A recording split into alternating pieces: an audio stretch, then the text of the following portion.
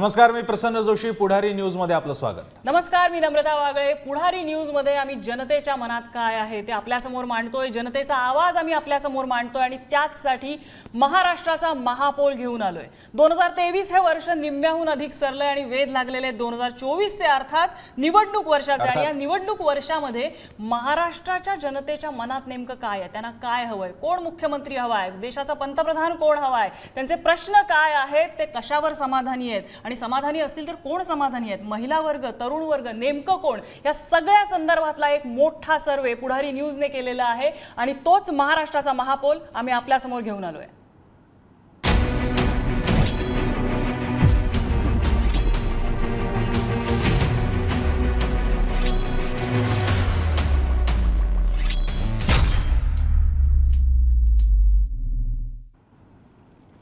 महाराष्ट्राचा महापौल पुढारी न्यूजचा हा सर्वे म्हणजे आतापर्यंतच्या अनेक सर्वेंपैकी आणखी एक सर्वे नाहीये. नम्रता, आपल्याला सांगायला हवं 60,000 रिस्पॉन्डंट्स. आपल्याला कल्पना असेल यापूर्वीचे अनेक सर्वे जे देशभरात सुद्धा झालेले आधीच्या निवडणुकांमध्ये, त्यामध्ये सुद्धा 5-10 हजारच्या आसपासचे रिस्पॉन्डंट्स असतात, प्रतिसादक असतात.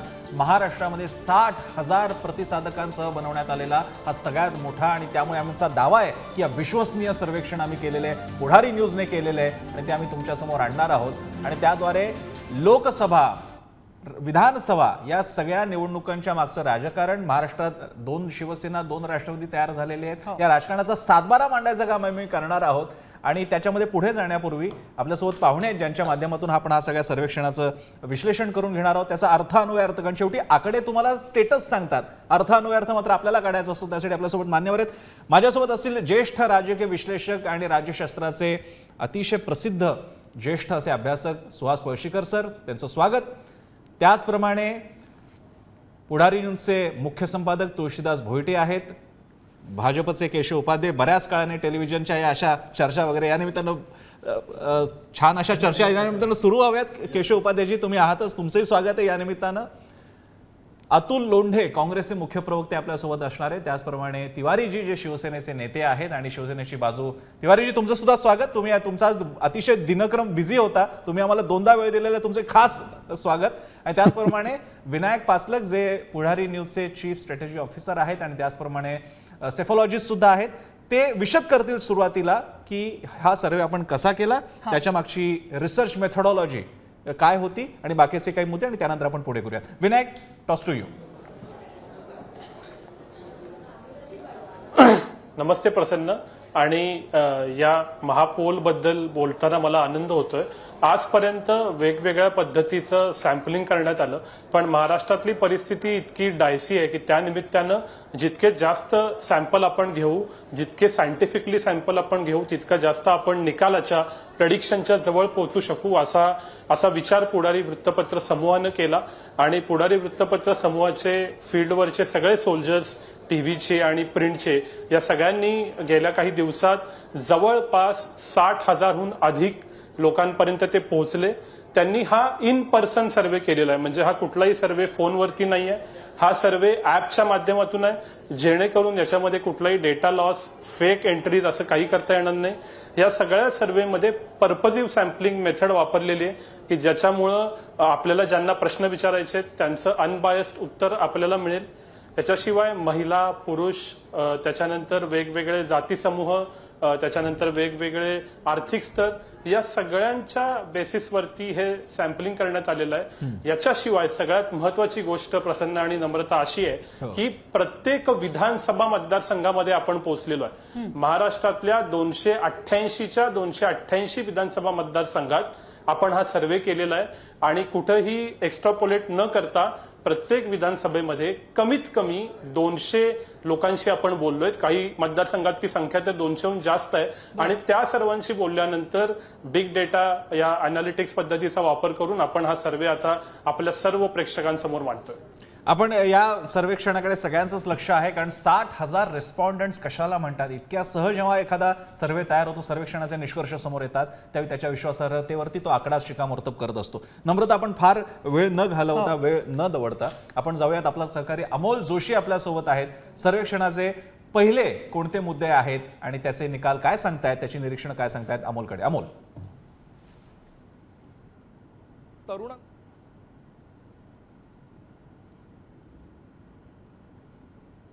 अमोलकडे आपण जाऊयात. काही तांत्रिक अडचण असेल, आपण अमोलकडे जाऊयात. अमोल वेगळ्या स्टुडिओमध्ये आहे. अमोलकडे पुन्हा एकदा जातोय. अमोल, पहिल्या मुद्द्यापासून आपण सुरू करतो या सर्वेक्षणाच्या. तुझ्याकडे प्रसन्न आणि नम्रता, महाराष्ट्रामध्ये जर आज निवडणुका झाल्या तर काय चित्र असेल हे जाणून घेण्यासाठीचा हा सर्वे आहे. या सर्वेमध्ये फार इंटरेस्टिंग प्रश्न आपण समोर मांडले आणि त्याची उत्तरं, त्याच्यावरचा पोल देखील फार इंटरेस्टिंग आहे. आपण बघूया पहिला प्रश्न काय आहे. मोदी सरकारवर तुम्ही समाधानी आहात का, असा हा प्रश्न होता. आणि याच्यावर लोकांनी काय पोल दिलाय बघा. 49% लोक हो असं म्हणतायत, 42% लोक म्हणतायत नाही आम्ही समाधानी नाही, तर 9% लोकांनी नो कमेंट अशी प्रतिक्रिया दिली आहे. तर हाच प्रश्न ज्यावेळी आम्ही महिलांना विचारला त्यावेळी महिलांनी काय प्रतिक्रिया दिली आपण बघूया.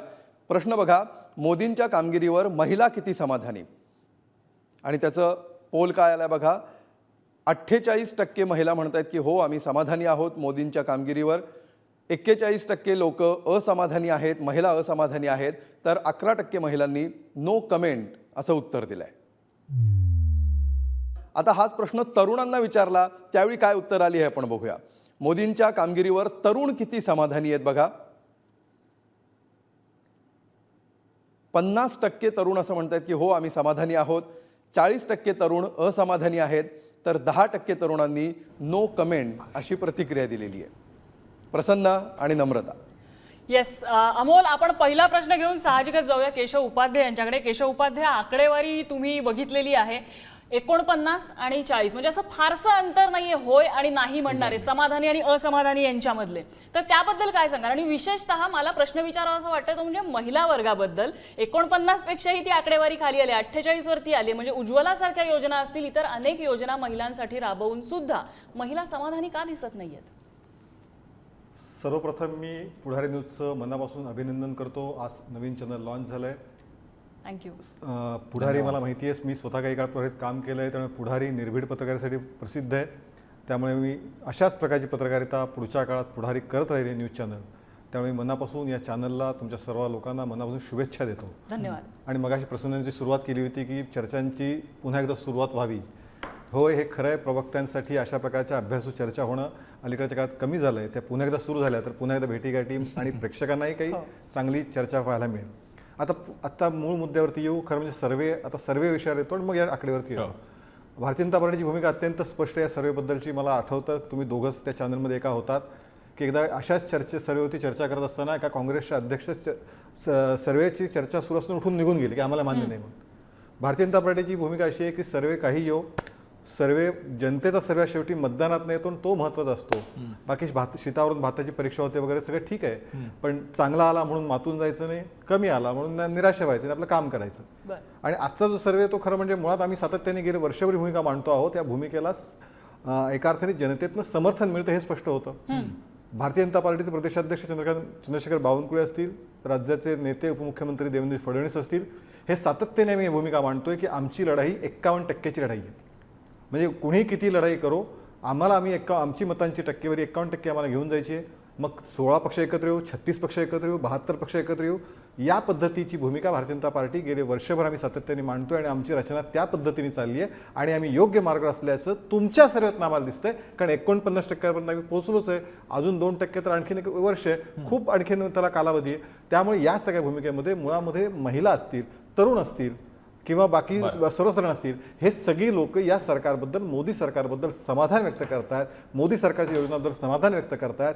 याचाच अर्थ मला वाटतं पळशीकरिते बसलेले अधिक चांगल्या पद्धतीने सांगू शकतील किंवा आपले दुसरे पाचलगे सांगतील की पुढच्या समाधान जरी तुम्ही म्हणताय व्यक्त केलेलं असलं तरी समाधानी आणि असमाधानी याच्यामध्ये गॅप फार मोठा नाहीये. तुम्हाला तेच सांगतोय. मुळामध्ये जिंकण्यासाठी 51%ला आम्हाला हवेत किती 2%.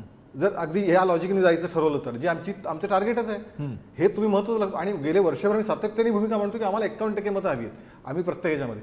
आणि त्या भूमिकेवरती आम्ही असं म्हणतोय की हा सर्वे या सर्वेची आकडेवारी येते. मला असं वाटतं की पुढच्या काळामध्ये पुन्हा एकदा या देशामध्ये नरेंद्र मोदी सरकार येईल, याबद्दल कोणाच्या मनात दुमत असं कारण. बाकी मान्यवरांकडे जाण्यापूर्वी आपण पुढारी न्यूजचे चीफ एडिटर तुळशीदास भोईटे यांची कमेंट यावरती घेऊया.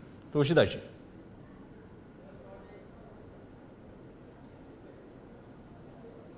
नक्की जे आकडे समोर दिसतात आपल्याला त्यात एक लक्षात घेतलं पाहिजे की 2014 साली जी निवडणूक झाली, ज्यानंतर एक आपल्या देशात मोदी युगच सुरू झालं खरं तर असं म्हणावं लागतं, कारण एक वेगळ्या प्रकारचं राजकारण, संपूर्ण वेगळ्या प्रकारचं.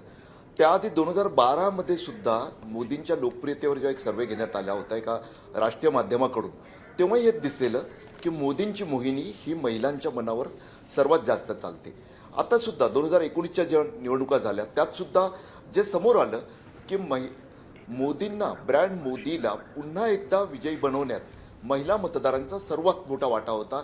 महिलांमध्ये सर्वाधिक लोकप्रिय जर कोणता चेहरा पंतप्रधान पदासाठी होता तर तो नरेंद्र मोदी यांचाच होता. अर्थात आता आपल्या सर्वेतून जे आकडे पुढे आलेले आहे, केशव उपाध्ये भाजपाचे मुख्य प्रवक्ते आहेत, खूप मुरब्बी असे विचार करून बोलणारे नेते म्हणून ते ओळखले जातात, आक्रमकतेत त्यांचे एक लॉजिक असतं. परंतु एक मुद्दा त्यांच्याही लक्षात त्यांनी घेण्यासारखा आहे. मला असं वाटतं की एकीकडे सातत्यानं महिलांमध्ये असणारी लोकप्रियता आणि आता ती काहीशी कमी होते की काय, याकडे त्यांना नक्कीच लक्ष द्यावं लागेल असं वाटतं. प्रसन्न पळशीकर सर, आपण पुण्याला जाऊया. पळशीकर सरांचं एक कॉमेंट घेऊया, मग येते मी केशवजी आपल्याकडे. तिवारी पळशीकर पण सर. आहेत.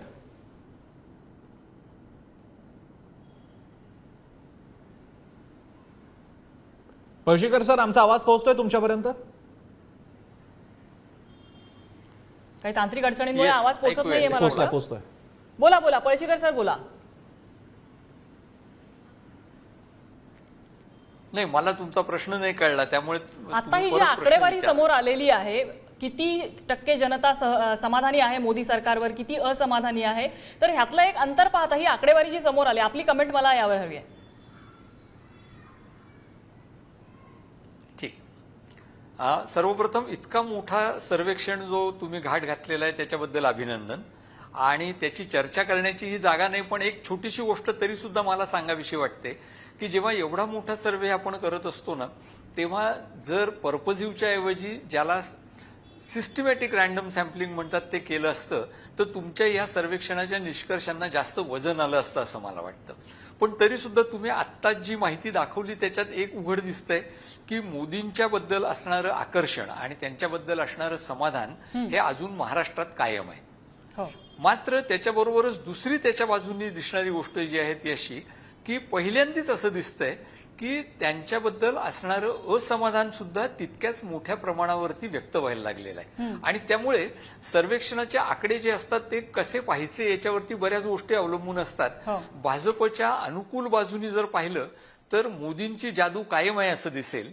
याच्या उलट तुम्हाला जर पाहायचं झालं तर तुम्हाला असं दिसेल की कुठेतरी धोक्याची घंटा वाजतीये, कारण तब्बल 40% लोक थेटपणे आपण या सरकारबद्दल असमाधानी आहोत असं सांगतोय. आणि ही मला असं वाटतं या सर्वेक्षणामधनं पहिल्या या स्लाइडमधनं पुढे आलेली सगळ्यात महत्वाची गोष्ट आहे. आपण किशोर तिवारींकडे जाऊया. किशोर तिवारीजी, ही आकडेवारी तुमच्या दृष्टीने काय सांगते?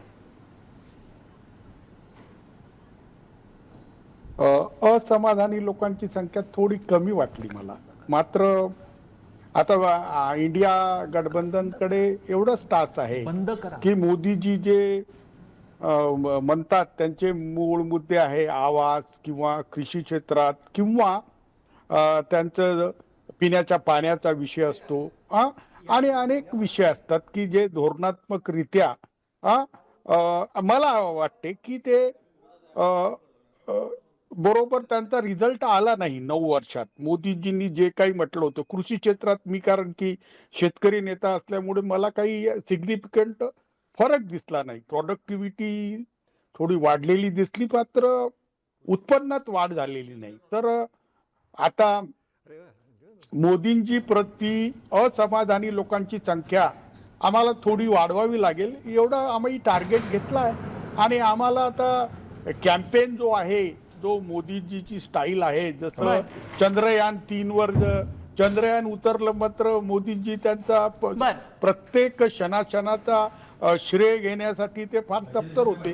तसंही मोदीजींच्या विफलता आहेत त्या आम्हाला पेनिट्रेट करून आपल्याला पुढच्या प्रश्नाकडे पण जायचंय. केशव उपाध्याय एक छोटासा मुद्दा मांडायचा होता, अगदी थोडक्यात. केशव उपाध्याय, फक्त एकच सांगायचं, शेवटी बघायचं कशा अर्थाने आपण ठरवत असतं.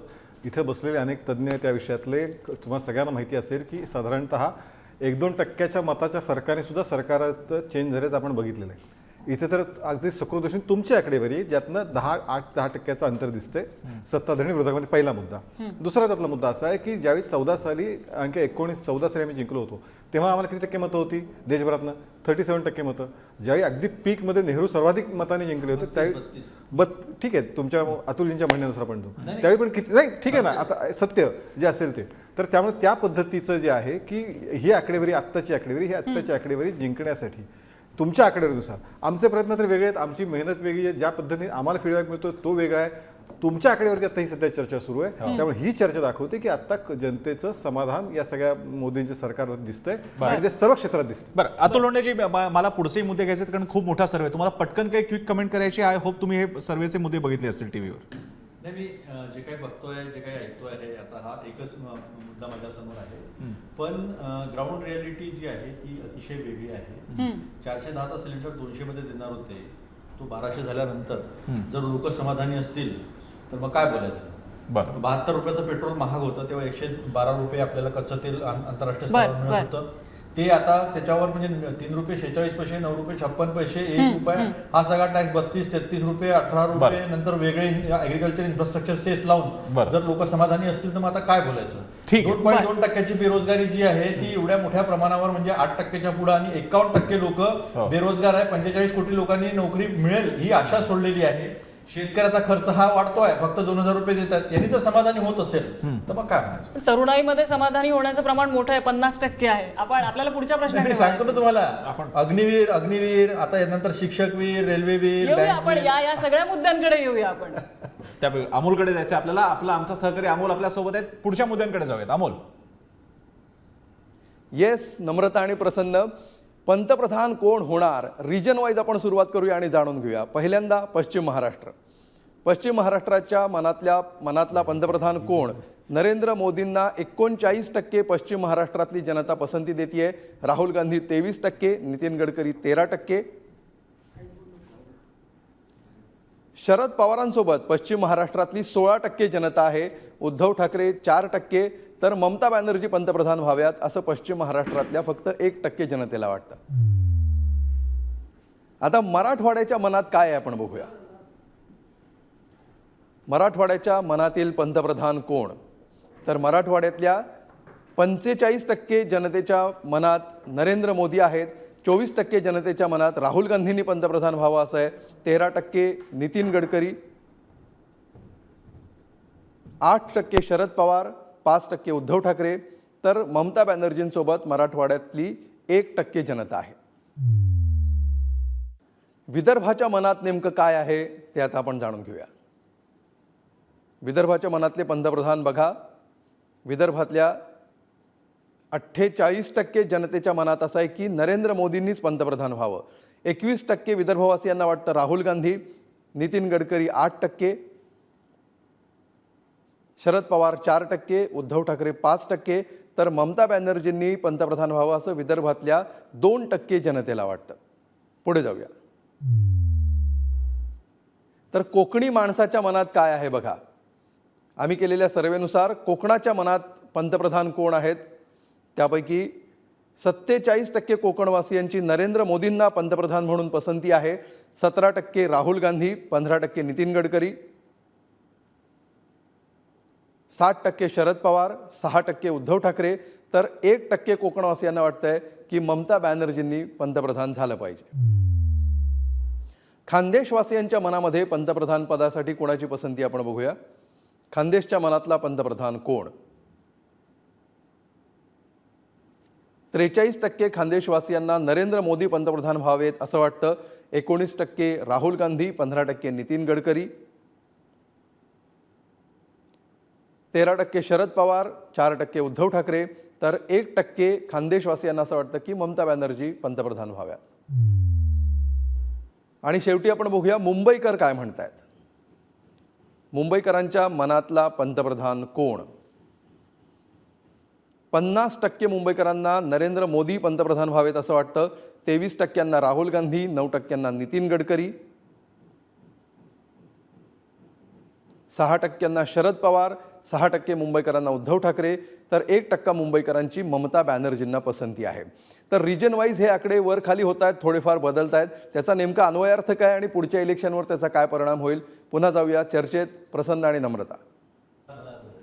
धन्यवाद अमोल, धन्यवाद. या आता तुझ्या दुसऱ्या मुद्द्यासाठी जो आपण पंतप्रधान नरेंद्र मोदींच्या लोकप्रियतेबद्दलचा सर्व्हे घेतला होता आणि महाराष्ट्राच्या सगळ्या विभागांमध्ये जाऊन आपण हा प्रश्न विचारला होता. अतुल लोंढेंकडे गेलंच पाहिजे, कारण अतुल लोंढेची मी तुमच्याकडे फक्त काँग्रेसचा प्रवक्ता म्हणून बघत नाही, मी इंडियाचा प्रतिनिधी म्हणून बघतोय. इंडिया जी तुमची आघाडी आहे, यामध्ये अक्रॉस द रिजन्स महाराष्ट्रामध्ये 2-3 निरीक्षण आहेत. एक, नरेंद्र मोदी सर्वात लोकप्रिय आहेत. 2, राहुल गांधी फारच मोठ्या डिफरन्सने मागे आहेत. आणि मुंबईमध्ये उद्धव ठाकरे 6%वरती आहेत. आणि गडकरी विदर्भामध्ये 60%वर आहे. आणि मला तर गडकरी डार्क हॉर्स वाटतात. हा, अच्छा. म्हणजे त्या रेसमध्ये, कारण की RSS आमच्या नागपूरचंच आहे, जस्ट माझ्या घराच्या बाजूलाच आहे मुख्यालय. तर ते गडकरी तिकडे 7% दिसतात विदर्भात, आणि इकडे मुंबईमध्ये चटकन BMCच्या निवडणुका लावल्या पाहिजे, पटकीन. BMC आणि 10 महानगरपालिकेच्या निवडणुका 1.5 वर्षापासून यान केन कारण सांगून सुप्रीम कोर्टामध्ये उपस्थित होत नाही यांचे वकील, आणि तो मुद्दा तसाच राहील आणि निवडणुका घेता येणार नाही ह्याचा प्रयत्न आहे. तर ते चटकन निवडणुका लावल्या पाहिजे आता. नाही, माझा वेगळा प्रश्न आहे. मी आता महापालिकेवरती जायचं नाही. तुमची इंडिया भारत जोडो पदयात्रा महाराष्ट्रातून गेली होती, तरी सुद्धा महाराष्ट्रामध्ये, मी असं म्हणत नाही एकदम लगेच मोदी आणि एकदम 50-50%, पण राहुल गांधी एका फार महत्वाची कॉम्पिटिशन देणारे सुद्धा टक्केवारी इतकी मतं का नाही मिळवत आहेत? नाही, असं आहे की आता हा तुमचा सर्वे आहे, मी तुला निकाल सांगतो. या महाराष्ट्रामध्ये भारत जोडो यात्रेनंतर बरं, ग्रॅज्युएट कॉन्स्टिट्युन्सीच्या आणि शिक्षक मतदारसंघाच्या निवडणुका झाल्या. कोण जिंकलं? बरं, नागपूरमध्ये आम्ही जिंकलो 2 जागा. हो, बॅक टू बॅक. हो. म्हणजे जिल्हा परिषद जिंकलो, 13 पैकी 11 पंचायत समित्या जिंकलो आम्ही. ग्रामपंचायत तर जवळजवळ आम्ही 98% जिंकलो. आणि नंतर पहिले ग्रॅज्युएट कॉन्स्टिट्युन्सी जिंकलो होतो भारत जोडोच्या पहिले. भारत जोडो नंतर शिक्षक कॉन्स्टिट्युन्सी जिंकलो. त्याच्यानंतर रणजित पाटील, किती महत्वाचे नेते, म्हणजे नाही, अतुल लोंढेजी, मुद्दा याच्यामध्ये असा आहे की आपण अशा पॉकेट्सच्या निवडणुका जेव्हा म्हणतो की 5 जागांसाठी असतील, राज्यसभेसाठी आता तुम्ही असतील, शिक्षक पंतप्रधानांचा पॉकेट्समध्ये मतदारसंघ सर्वे केला ना नम्रताजी?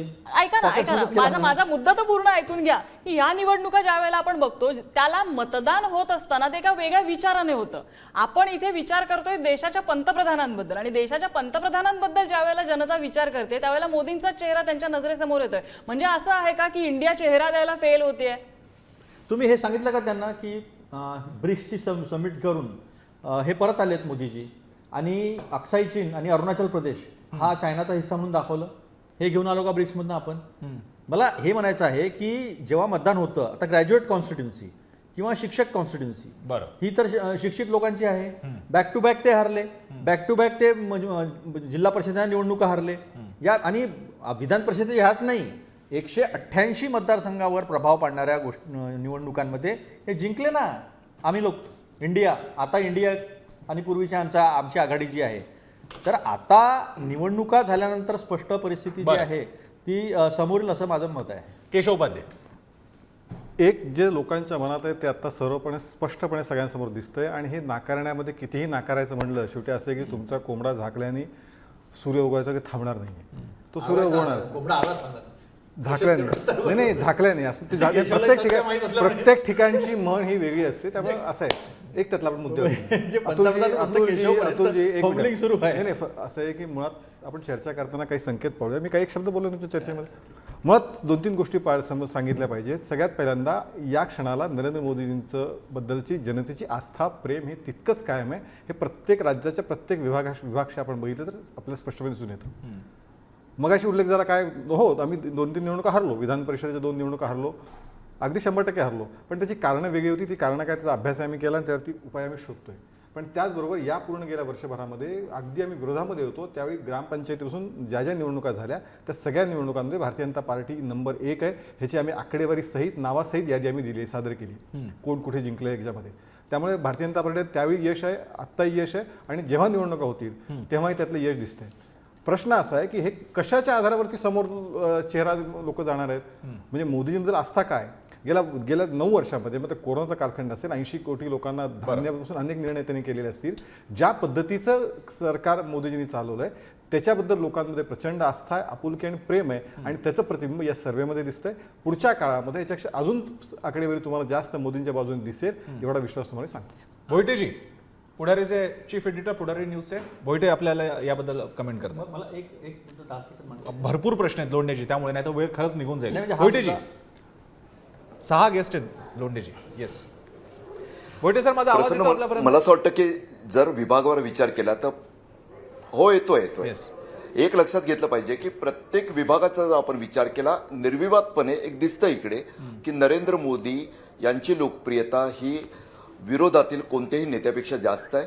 त्यात पुन्हा जर नितीन गडकरींची, कारण एकाच पक्षाचे आहेत, आपण जर मतांची संख्या मिळवली तर स्वाभाविकच ते आघाडीवरच आहेत, यात काही शंका नाही. मात्र एक लक्षात घेतलं पाहिजे की इंडिया आघाडीचा जो इथे उल्लेख झाला आणि किती अंतर मोठं आहे, 30% वर प्रत्येक विभागाची आकडेवारी जाताना दिसते. जेव्हा राहुल गांधी, शरद पवार, उद्धव ठाकरे आणि इतर मते मला ठाऊक नाही इतर काही इंडिया आघाडीतला एखादा पक्ष असेल तर त्यांची सुद्धा मतं आपण एकत्र केली तर स्वाभाविकरित्या एक तुल्यबळ तर नाही मात्र एक मजबूत स्पर्धा करणारा एक, अर्थात अडचण तिथेच आहे की इंडिया आघाडी हे एक चेहरा घेऊन लोकांसमोर जाणार आहे का. शेवटी कितीही नाकारलं तरी 2014 पासून जो मगाशीही मी उल्लेख केला, देशाच्या निवडणुकांचं राजकारण जे बदललेलं आहे ते 2 ब्रँड मधल्या लढाईचं झालेलं आहे. तुम्हाला ब्रँड नरेंद्र मोदी समोर एकच ब्रँड समोर ठेवावा लागेल, तो इंडिया आघाडीला ठरवावा लागेल तर त्याचा फायदा आणखी. कारण शेवटी लोकांनाही निवडताना समोरचा पर्याय हा मजबूत आहे हे जेव्हा वाटतं तेव्हा काठावरची मतं सुद्धा तिथं वळतात. नाहीतर मग लोक कशाला, ज्या ब्रँडविषयी तेवढं मोठं ब्रँड व्हॅल्यू वाटत नाही तिकडे कशाला वळतील, यावर इंडिया आघाडीची जी बैठक आहे त्यात नक्कीच विचार होईल असं वाटतंय. बरं, आपण किशोर तिवारींकडे जाऊया. तिवारीजी, इंडिया आघाडीमध्ये उद्धव ठाकरे यांचा चेहरा हा एक ताकदवान चेहरा मानला जातो. मात्र ज्या वेळेला पंतप्रधान पदाच्या शर्यतीमध्ये हा चेहरा उतरवला जातो त्यावेळेला मात्र अगदी हाताच्या बोटावर मोजण्या इतके टक्के मिळतात, एक आकडी संख्या सुद्धा गाठता येत नाही. कसं बघायला याच्याकडे? नाही, हे बघा, ज्यांचे 10, 15 किंवा 20 खासदार असतात त्या लोकांनी पंतप्रधानाच्या रेसमध्ये त्यांना तुम्ही दाखवताय काही बरोबर नाही. अहो, तुमचे मात्र नेते एक मी तुम्हाला सांगतात पुढचे पंतप्रधान उद्धवजींना आम्हाला पाहायचंय म्हणून. एक मिनिट, मी उद्धवजीचा मित्र आहे, मलाही वाटतील, मला नितीन गडकरीचा मित्र आहे, मलाही वाटेल, परंतु तुम्ही नितीन गडकरीचं नाव ते पंतप्रधान पदावर टाकून ती टक्केवारी दाखवता, त्यांच्यामुळे त्यांचं तिकीट कॅन्सल होऊन जाईल. तुम्ही असं करत नका जाऊ. मी एक अजून सांगतो तुम्हाला की यामध्ये आम्हाला एक निरोप मिळतो की इंडिया अलायन्सनी मुंबईच्या बैठकीमध्ये त्याचा आमंत्रक नियुक्त करावा आणि त्याला पंतप्रधानासाठी प्रोजेक्ट करावं. जर हे बघा, पूर्ण भारताची तुम्ही समीकरणं बघितली तर 400 जागावर एकाच एक निवडणूक होणार आहे, ज्या ठिकाणी भाजपला 32% मतं मिळाले आहे आणि ह्याच्या इंडिया अलायन्सला 60% मतं आहेत. तर कितीही काही झालं तर मोदीजी, आम्ही एका ठिकाणी राहिलो तर मोदीजी कुठेच टिकणार नाही हे निश्चित झालं आहे. आणि उरलेल्या ज्या जागा आहेत त्या ठिकाणी तर नाहीच आहे ना, तिथे इंडिया किंवा एनडीए नाहीच आहे. मी आता तुम्ही समजून घ्या की इंडिया अलायन्सनी जर आपला नेता प्रोजेक्ट केला की जो पंतप्रधान पदासाठी होणार, मला तर वाटते की काँग्रेसकडे ही धुरा देऊन राहुल गांधींना प्रोजेक्ट करणं काळाची गरज आहे. त्याच्यानंतर तुमचा जो सर्वे पुढचा येईल त्यामध्ये मला वाटते की 30% मोदीकडे आणि 60% इंडिया अलायन्सकडे लोकांचं मत असेल. शरद पवार गटाचे नेते अनिल देशमुख चर्चेत सहभागी होत आहेत, त्यांच्याकडे जाऊया. मात्र तत्पूर्वी पळशीकर सरांची मी यावरती कॉमेंट घेईन. जसं केशव उपाध्ये म्हणाले की मोदींबद्दलची ही आस्था आहे. दुसरा मुद्दा यामध्ये असा आहे की ही खरंच आस्था आहे की विरोधकांसमोर इतके सगळे पर्याय आहेत त्यामध्ये मोदींना पर्याय देण्याबद्दलचं जे काही फेवरिझम आहे ते डिव्हाइड होत आहे. तुम्ही कसं बघता या आकडेवारीकडे, पळशीकर सर? नाही, मी कसं बघतो हे अनेक वेळेला मी सांगून झालेलं आहे की मला असं वाटतं की माध्यमं ही अनाठाईपणे ही प्रेसिडेन्शियल इलेक्शन असल्यासारखं पोज करतात आणि त्याचा ऍडव्हान्टेज स्वाभाविकपणे इन्कम्बंटला, म्हणजे जे पंतप्रधान पदावर आता आहेत त्यांना मिळतो. आणि इतकं असूनही, म्हणजे विरोधी पक्षांचा उमेदवार ठरलेला नसूनही राहुल गांधींचं नाव ज्या वेगाने वरती येतंय ते जर पाहिलं तर मला असं वाटतं की बदलणाऱ्या राजकारणाची ती नांदी आहे. आपण कसं पाहायचं हे मी मगाशी म्हणलो, त्याच्यावरती बऱ्याच गोष्टी ठरतात. पण प्रश्न आपण कसे फ्रेम करतो, पॉलिटिक्समध्ये कशा प्रकारे प्रश्न फ्रेम केले जातात, याच्यावरती पब्लिक ओपिनियन हे बरेच वेळेला ठरत असतं. आणि हा प्रश्न हे त्याचं एक उत्तम उदाहरण आहे. बरं. अनिल देशमुखजी आपल्यासोबत आहेत, पण बहुधा अजून त्यांच्यापर्यंत आपला संपर्क झालेला नाही. मलाही बोलायचं. ओके, ठीक आहे. पहिल्यांदा लोंढे आणि मग केशवपत. आता असं आहे की एवढ्या सगळ्या गोष्टी आपण केल्या, पळशीकर सर त्यातले तज्ज्ञ आहेत की प्रश्न कसे प्लेस करायचे, सॅम्पल साईज किती असला पाहिजे, मग तुम्ही त्याचे निष्कर्ष कसे काढता.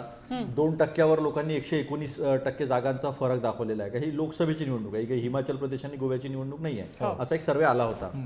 नंतर आत्ता जर एवढी परिस्थिती चांगली आहे आणि एकाच नेत्याच्या याच्यावर हे सगळे जिंकण्याची परिस्थिती आहे, तर मग 25 पक्ष 38 पैकी असे आहेत की ज्यांच्याकडे एकही खासदार नाही आहे. मी देशाच्या पातळीवर बोलतोय, एकही खासदार नाही आहे. तर त्यांना त्या पक्षामध्ये त्यांना घ्यावं असं वाटतं. ज्या चिराग पासवानला त्याच्या काका आणि त्याला बाजूला केलं आणि त्याला घरातून काढून टाकलं, त्याला पुन्हा परत जे आहे ते घ्यावं लागतं. आणि महाराष्ट्रामध्ये पक्ष तोडण्याची गरज पडते.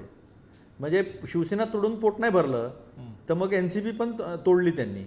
आणि आता महाराष्ट्रामध्ये सगळ्यात मोठा प्रश्न हा येणार आहे की एकाच जागेवर आता किती लोक उभे राहणार. ते आपलं कोंबड्याचा खुडारडा असतं की नाही, त्याच्यात एक कोंबडी असते एकावर, त्याच्यावर दुसरी ठेवली, दुसऱ्यावर तिसरी ठेवली, गुदमरून मरण्याची वेळ आलेली आहे. ते एकाच जागेवर किती लोक लढणार, हा प्रश्न उपस्थित झाला आहे महाराष्ट्रात. मला पळशीकरांचं आश्चर्य वाटलं. ते म्हणाले की राहुल गांधी ज्या गतीनं वाढतोय, मी गेले अनेक दिवसात अनेक सर्वे बघतोय, कुठे वाढलाय? 23, 20, 22, 15 याच दरम्यान राहुल गांधीची रेंज राहिली. पण ती रेंज पळशीकरांना खूप गतीने वाढते. एक मिनिट अतुलजी, पुन्हा एकदा मी तुमच्यावर येतच नाही, आपण थोडं हे करू ना, आपण मी पळशीकरांना उत्तर देतो. त्यामुळे ती गती पळशीकरांना का वाटतं गतीने वाढतात, तर ठीक आहे, पळशीकरांचा तो व्यक्तिगत दृष्टिकोन आणि व्यक्तिगत विचारधारा असू शकते, त्यात मला काही म्हणायचं नाही. दुसरं त्यातलं असं आहे की हे एक नेता समोर का नाही येऊ शकत, कसे येतील? आज आपण घोषणा केली बिहारमध्ये ते स्वतंत्र निवडणूक लढवणार आहेत, दिल्लीमध्ये आपण काँग्रेस एकत्र आहेत. जनतेच्या मनामध्ये कशासाठी एकत्र येतात, त्यांच्याकडे कुठली दिशा आहे, कोणता विचार आहे, कुठल्या पद्धतीची निवडणूक लढवण्याची पुढची रणनीती आहे, कुठल्या विकासाच्या मुद्द्यावरती, प्रत्येकाचा अजेंडा वेगळा आहे, प्रत्येकाची विचारधारा वेगळी आहे. आणि अशा पद्धतीचे विचित्र खिचडी यापूर्वी देशाने 90च्या दशकात बघितलंय. खिचडीचं ज्या पद्धतीच्या गोष्टी अनेक त्या काळात घडल्या होत्या, कशा पद्धतीने सरकार पडली होती त्या काळात, काँग्रेसनीच सरकार ती पाडली होती पूर्वीच्या काळी. म्हणजे काँग्रेस कशा पद्धतीने पाठिंबा काढून घेते, राजीव गांधींनी काढून घेतला होता, त्यापूर्वी इंदिरा गांधींचं उदाहरण आपल्या समोर सगळ्यांचं होतं. त्यामुळे अशा पद्धतीचा इतिहास सगळ्यांच्या समोर आहे. आणि आमचं तर म्हणणं आहे राहुल गांधीने जाहीर करावं. आता कोणतं म्हणालं की तिवारीजी की राहुल गांधीने जाहीर केलं की राहुल गांधीने जाहीर त्यांनी करावंच. बाकीचे उमेदवार त्यांच्यासोबत किती उभे राहतात, आत्ता जे सध्या 7 द्यायला उभे आहेत. आणखीन एक उदाहरण 2017 अशाच पद्धतीने, हे पहिलं उदाहरण नाही आहे, मी तुम्हाला 2 उदाहरण देतो. 2017 अशाच पद्धतीने ज्यावेळी कर्नाटकामध्ये काँग्रेस आणि JDU सरकार आलं, त्यावेळी हेच सगळे नेते हात वर करत उभारले होते, आम्ही सगळे एकत्र आहोत. 2019 याच पद्धतीने तुम्हाला आठवत असेल, प्रसन्न आपण सगळेजण त्यावेळी स्टुडिओमध्ये होतो, वेगळ्या स्टुडिओमध्ये, त्यावेळी तुम्हाला आठवत असेल की लोकसभा निवडणुकीच्या अशीच चर्चा चालायची की ज्या चर्चेमध्ये विरोधक सगळे ताकदवंत झाले आणि भाजपला 200 जागा पण मिळणार नाही, अशा छाती ठोकपणे दावे केले जायचे. प्रत्यक्षात एक फक्त अमोलकडे जाण्यापूर्वी, अमोलकडे पुढच्या प्रश्नावर जाण्यासाठी इकडे हे पण निश्चित केलं पाहिजे, अनेकदा पर्सन टू पर्सन कंपॅरिझन असताना नम्रता असं होतं की तो माणूस तेवढ्यापुरतं उत्तर देतो की नरेंद्र मोदी, याचा अर्थ तो स्वतः जाऊन सुद्धा मदत आहे नसेल नाही. त्यामुळे याच्यातले दोन्ही बाजू, अर्थात केशवपतींचे मुद्दे सुद्धा टेक्निकली बरोबर आहेत. त्यांनी आता सांगितलं. मी अमोलकडे जातो पुढच्या मुद्द्यासह, कारण आज भरपूर प्रश्न आहे, त्यामुळे काही वक्त्यांवरती थोडासा अन्याय पण होऊ शकतो, मध्ये त्यांना रोखावं लागू शकतं. मी अमोलकडे जातो पुढच्या मुद्द्यासाठी. अमोल, नम्रता आणि प्रसन्न, महाराष्ट्रात आज निवडणुका झाल्या तर कुठल्या विभागाचा कुणाला कौल असणार आहे हे आता आपण बघूया. सुरुवातीला पश्चिम महाराष्ट्र. आज लोकसभा निवडणुका झाली तर पश्चिम महाराष्ट्राची साथ कुणाला, याच्यावर पोलमधनं जे आकडे समोर येत आहेत ते आता आपण बघतोय. भाजपला 36%, काँग्रेसला 18%, शिवसेना शिंदे गटाला 4%, तर शिवसेनेला ठाकरे गटाला 9% पश्चिम महाराष्ट्रातल्या नागरिकांची सध्या साथ आहे असं चित्र आहे. राष्ट्रवादी काँग्रेसच्या अजित पवार गटासोबत 8% जनता आहे. राष्ट्रवादी काँग्रेस शरद पवार गट 18%, वंचित बहुजन आघाडी 2%, मनसेसोबत 1%. इतर 2 आणि नोटा 2%. पश्चिम महाराष्ट्रातलं हे चित्र आहे. यानंतर पुढचा विभाग, कोकणाची साथ कुणाला आहे बघूया. आज लोकसभा निवडणुका झाल्या तर भाजपला 38% जनता सध्या कोकणातली साथ देईल. काँग्रेसला 11%, शिवसेना शिंदे गटाला 9%, शिवसेना ठाकरे गटाला 21% कोकणातली जनता साथ देईल असं या पोलमधनं समोर येत आहे. राष्ट्रवादी काँग्रेस अजित पवार गटासोबत 60%, राष्ट्रवादी काँग्रेस शरद पवार गटासोबत 4%, वंचित बहुजन आघाडीसोबत 1% आणि मनसेसोबत 3% कोकणातली जनता आहे असं या क्षणाचं चित्र आहे. आणि त्याचबरोबर इतर 3% तर नोटा 3% असं हे कोकणातलं चित्र आहे. बघूया पुढचा विभाग. मुंबईचं काय चित्र आहे आपण बघूया. आज लोकसभा निवडणुका झाल्या तर मुंबईची साथ कोणाला? आणि पोलमधनं समोर आलेले आकडे सांगतात 40% मुंबईकर भाजपसोबत असतील, 15% काँग्रेससोबत, 10% शिवसेना शिंदे गटासोबत, 20% शिवसेनेच्या ठाकरे गटासोबत. अजित पवार गटासोबत 1% लोक असतील, शरद पवारांसोबत 4%, वंचित बहुजन आघाडीसोबत 2%, तर मनसेसोबत 4% मुंबईकर असतील जर आज लोकसभा निवडणुका झाल्या तर. इतर 3 आणि नोटा 1 असं मुंबईतलं चित्र आहे. यानंतर मराठवाड्याचं काय चित्र आहे आपण बघूया. मराठवाड्याची साथ कुणाला आज लोकसभा निवडणुका झाल्या तर? 41% मराठवाड्याची जनता भाजपसोबत असेल, 18% लोकांनी काँग्रेसला पसंती दिली आहे, 6% शिवसेना शिंदे गट, 15% शिवसेना ठाकरे गटासोबत असेल, 3% जनता म्हणते की राष्ट्रवादी काँग्रेस अजित पवार गटाला आम्ही साथ देऊ, 9% जनता राष्ट्रवादी काँग्रेस शरद पवार गटासोबत असेल, वंचित बहुजन आघाडी 4%, तर मनसेला 1% जनता साथ देणार आहे. मराठवाड्यातली असं आत्ताचं चित्र आहे. इतर 2 आणि नोटा 1. खानदेशची जनता काय म्हणते आपण बघूया. खानदेश कुणाला साथ देणार जर आज लोकसभा निवडणुका झाल्या तर? खानदेशातल्या जनतेचा कौल असा आहे 39% भाजप, 14% काँग्रेस, 6% शिवसेना शिंदे गट, 14% शिवसेना ठाकरे गट, 6% राष्ट्रवादी काँग्रेस अजित पवार गट, 12% राष्ट्रवादी काँग्रेस शरद पवार गट, 2% वंचित बहुजन आघाडी, 2% मनसे, 3% इतर आणि 2% नोटा. पुढे विदर्भ. विदर्भाची साथ कुणाला आज लोकसभा निवडणुका झाल्या तर?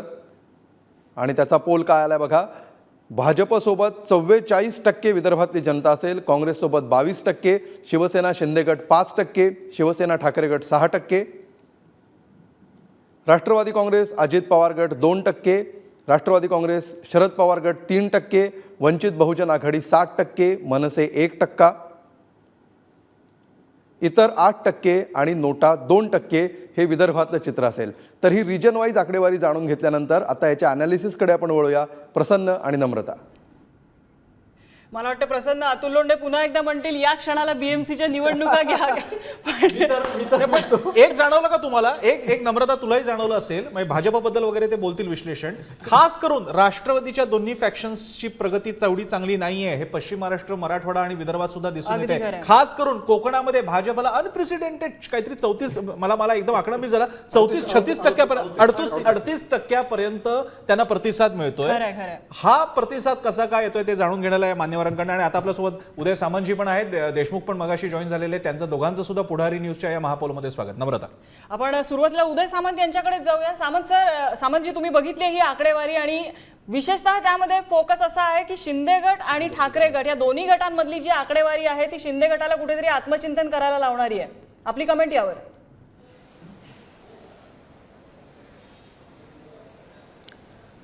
या सर्वेवरनं मला असं वाटतं की एक तर निश्चित झालेलं आहे की लोकसभेच्या निवडणुकीचे कल या सर्वेवरनं हे भाजपच्या बाजूनं आहे हे निश्चित झालेलं आहे, कारण तुम्हीच ते दाखवलेलं आहे. महत्त्वाची गोष्ट अशी आहे की या सगळ्या सर्वेचं ॲनालिसिस करण्या एवढा काय मी मोठा राजकीय तज्ज्ञ नाही, परंतु एक महत्त्वाची गोष्ट आहे की हे सगळं अजून इनिशियल स्टेजला आहे. अजून भरपूर काही गोष्टी घडायच्या आहेत, भरपूर ज्याला आपण म्हणतो की राजकीय उलथापालथ व्हायची आहे. त्याच्यानंतर ज्या काही आता बैठका इकडे तिकडे होत आहेत त्याच्यामधनं देखील काही निर्णय होणं पेंडिंग आहेत. नरेंद्र मोदी साहेबांचं पंतप्रधान म्हणून नाव आमच्याकडून फायनल आहे, परंतु आता बाकीच्यांकडनं कोणाचा शोध होतो हे अजून निश्चित नाही. त्यामुळे मला असं वाटतं की अजून अनेक गोष्टी घडायच्या आहेत आणि मला असं वाटतं शेवटच्या टप्प्यामध्ये जर आपण हे ज्यावेळी सर्वे करू त्यावेळी ह्या सर्वेमध्ये ठीक आहे, आज आम्ही शिंदे गट म्हणून म्हणण्यापेक्षा शिवसेना म्हणून कमी दिसत असू, परंतु आम्ही सुद्धा मेहनत करणारे आहोत, आम्ही सुद्धा लोकांपर्यंत जाणारे आहोत, आम्ही सुद्धा लोकांना कन्व्हिन्स करणारे आहोत. त्याच्यामुळे हे जे सर्वे आहेत ते आम्ही बदलू शकतो आणि तेवढं कॅलिपर हे नक्कीच एकनाथ शिंदे साहेबांकडे आहे. परंतु प्राथमिक जर आपण बघितलं लोकसभेचे निकाल तुमच्या सर्वेवरनं तर ते कोणाच्या पारड्यामध्ये जात आहेत हे एक निश्चित झालेलं आहे. आणि दुसरं महत्त्वाचा प्रश्न जो आहे की आता प्रत्येकजण प्रत्येकाच्या बाबतीत प्लीड करेल की आम्ही आता 31 तारखेला असं करणार आहोत, 1 तारखेला त्याच्यातनं असं आउटपुट मिळणार आहे. हे सगळं ठीक आहे, परंतु याच्यातनं एकच जनतेला कळलं पाहिजे देशातल्या आणि महाराष्ट्रातल्या की नक्की बाबा पंतप्रधान पदाचा उमेदवार तरी कोण आहे. म्हणजे नरेंद्र मोदी साहेबांचं नेतृत्व एकदा सगळ्यांनी NDAनं आम्ही स्वीकारलेलं आहे, ते पंतप्रधानाचे उमेदवार आहेत. तसं आता 2 दिवसामध्ये यांचा उमेदवार जाहीर होणार आहे का याची देखील उत्सुकता लागलेली आहे. ते उमेदवार जाहीर झाल्यानंतर सुद्धा अजून हे कल फार मोठ्या पद्धतीनं बदलणार आहेत. मला असं वाटतं की ठीक आहे, जिथं आम्ही कमी असू तिथं आत्मचिंतन करू, आत्मपरीक्षण करू, पुढे जाण्याचा नक्की प्रयत्न करू. पण याच निमित्तानं आपल्याला देखील मनापासून पुढारी न्यूजच्या निमित्तानं शुभेच्छा देतो. विशेषतः प्रतापराव जाधव साहेबांना आणि योगेशजींना देखील शुभेच्छा देतो आणि जनतेचा आवाज आपण असाच लोकांपर्यंत न्यावा ही देखील विनंती करतो. बरं, अनिल देशमुख सुद्धा आपल्यासोबत आहे, त्यांची सुद्धा कमेंट घेऊयात. अनिल देशमुखजी, म्हणजे राष्ट्रवादी म्हणजे अगदी अजित पवार आणि शरद पवार एकत्र मानले असते तरी सुद्धा काही फार परफॉर्मन्स चांगला नाहीच आहे. पण आता 2 फॅक्शन झालेले तर आणखी वाईट आहे. आणि आणखी त्याच्यात सांगायचं तर अजितदादांच्या गटाची सुद्धा स्थिती काही फार चांगली नाही दिसत आहे यामध्ये लोकांचा प्रतिसाद. सर्वप्रथम पुढारीनी जो चॅनल जो आज लॉन्च केला आहे, आज त्याचं लॉन्चिंग आहे, त्याबद्दल मी पुढारीच्या या चॅनलला शुभेच्छा देतो. थँक्यू.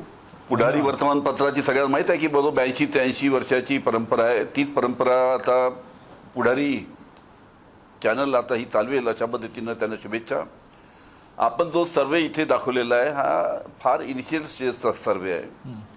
आता पुढील काळामध्ये काय काय होतं आपण पाहावं की पुढील काळामध्ये आता आमच्या राष्ट्रवादी काँग्रेसच्या बाबतीत पाहावं की शरद पवार साहेबांनी आता नुकतेच दौरे चालू केलेले आहे.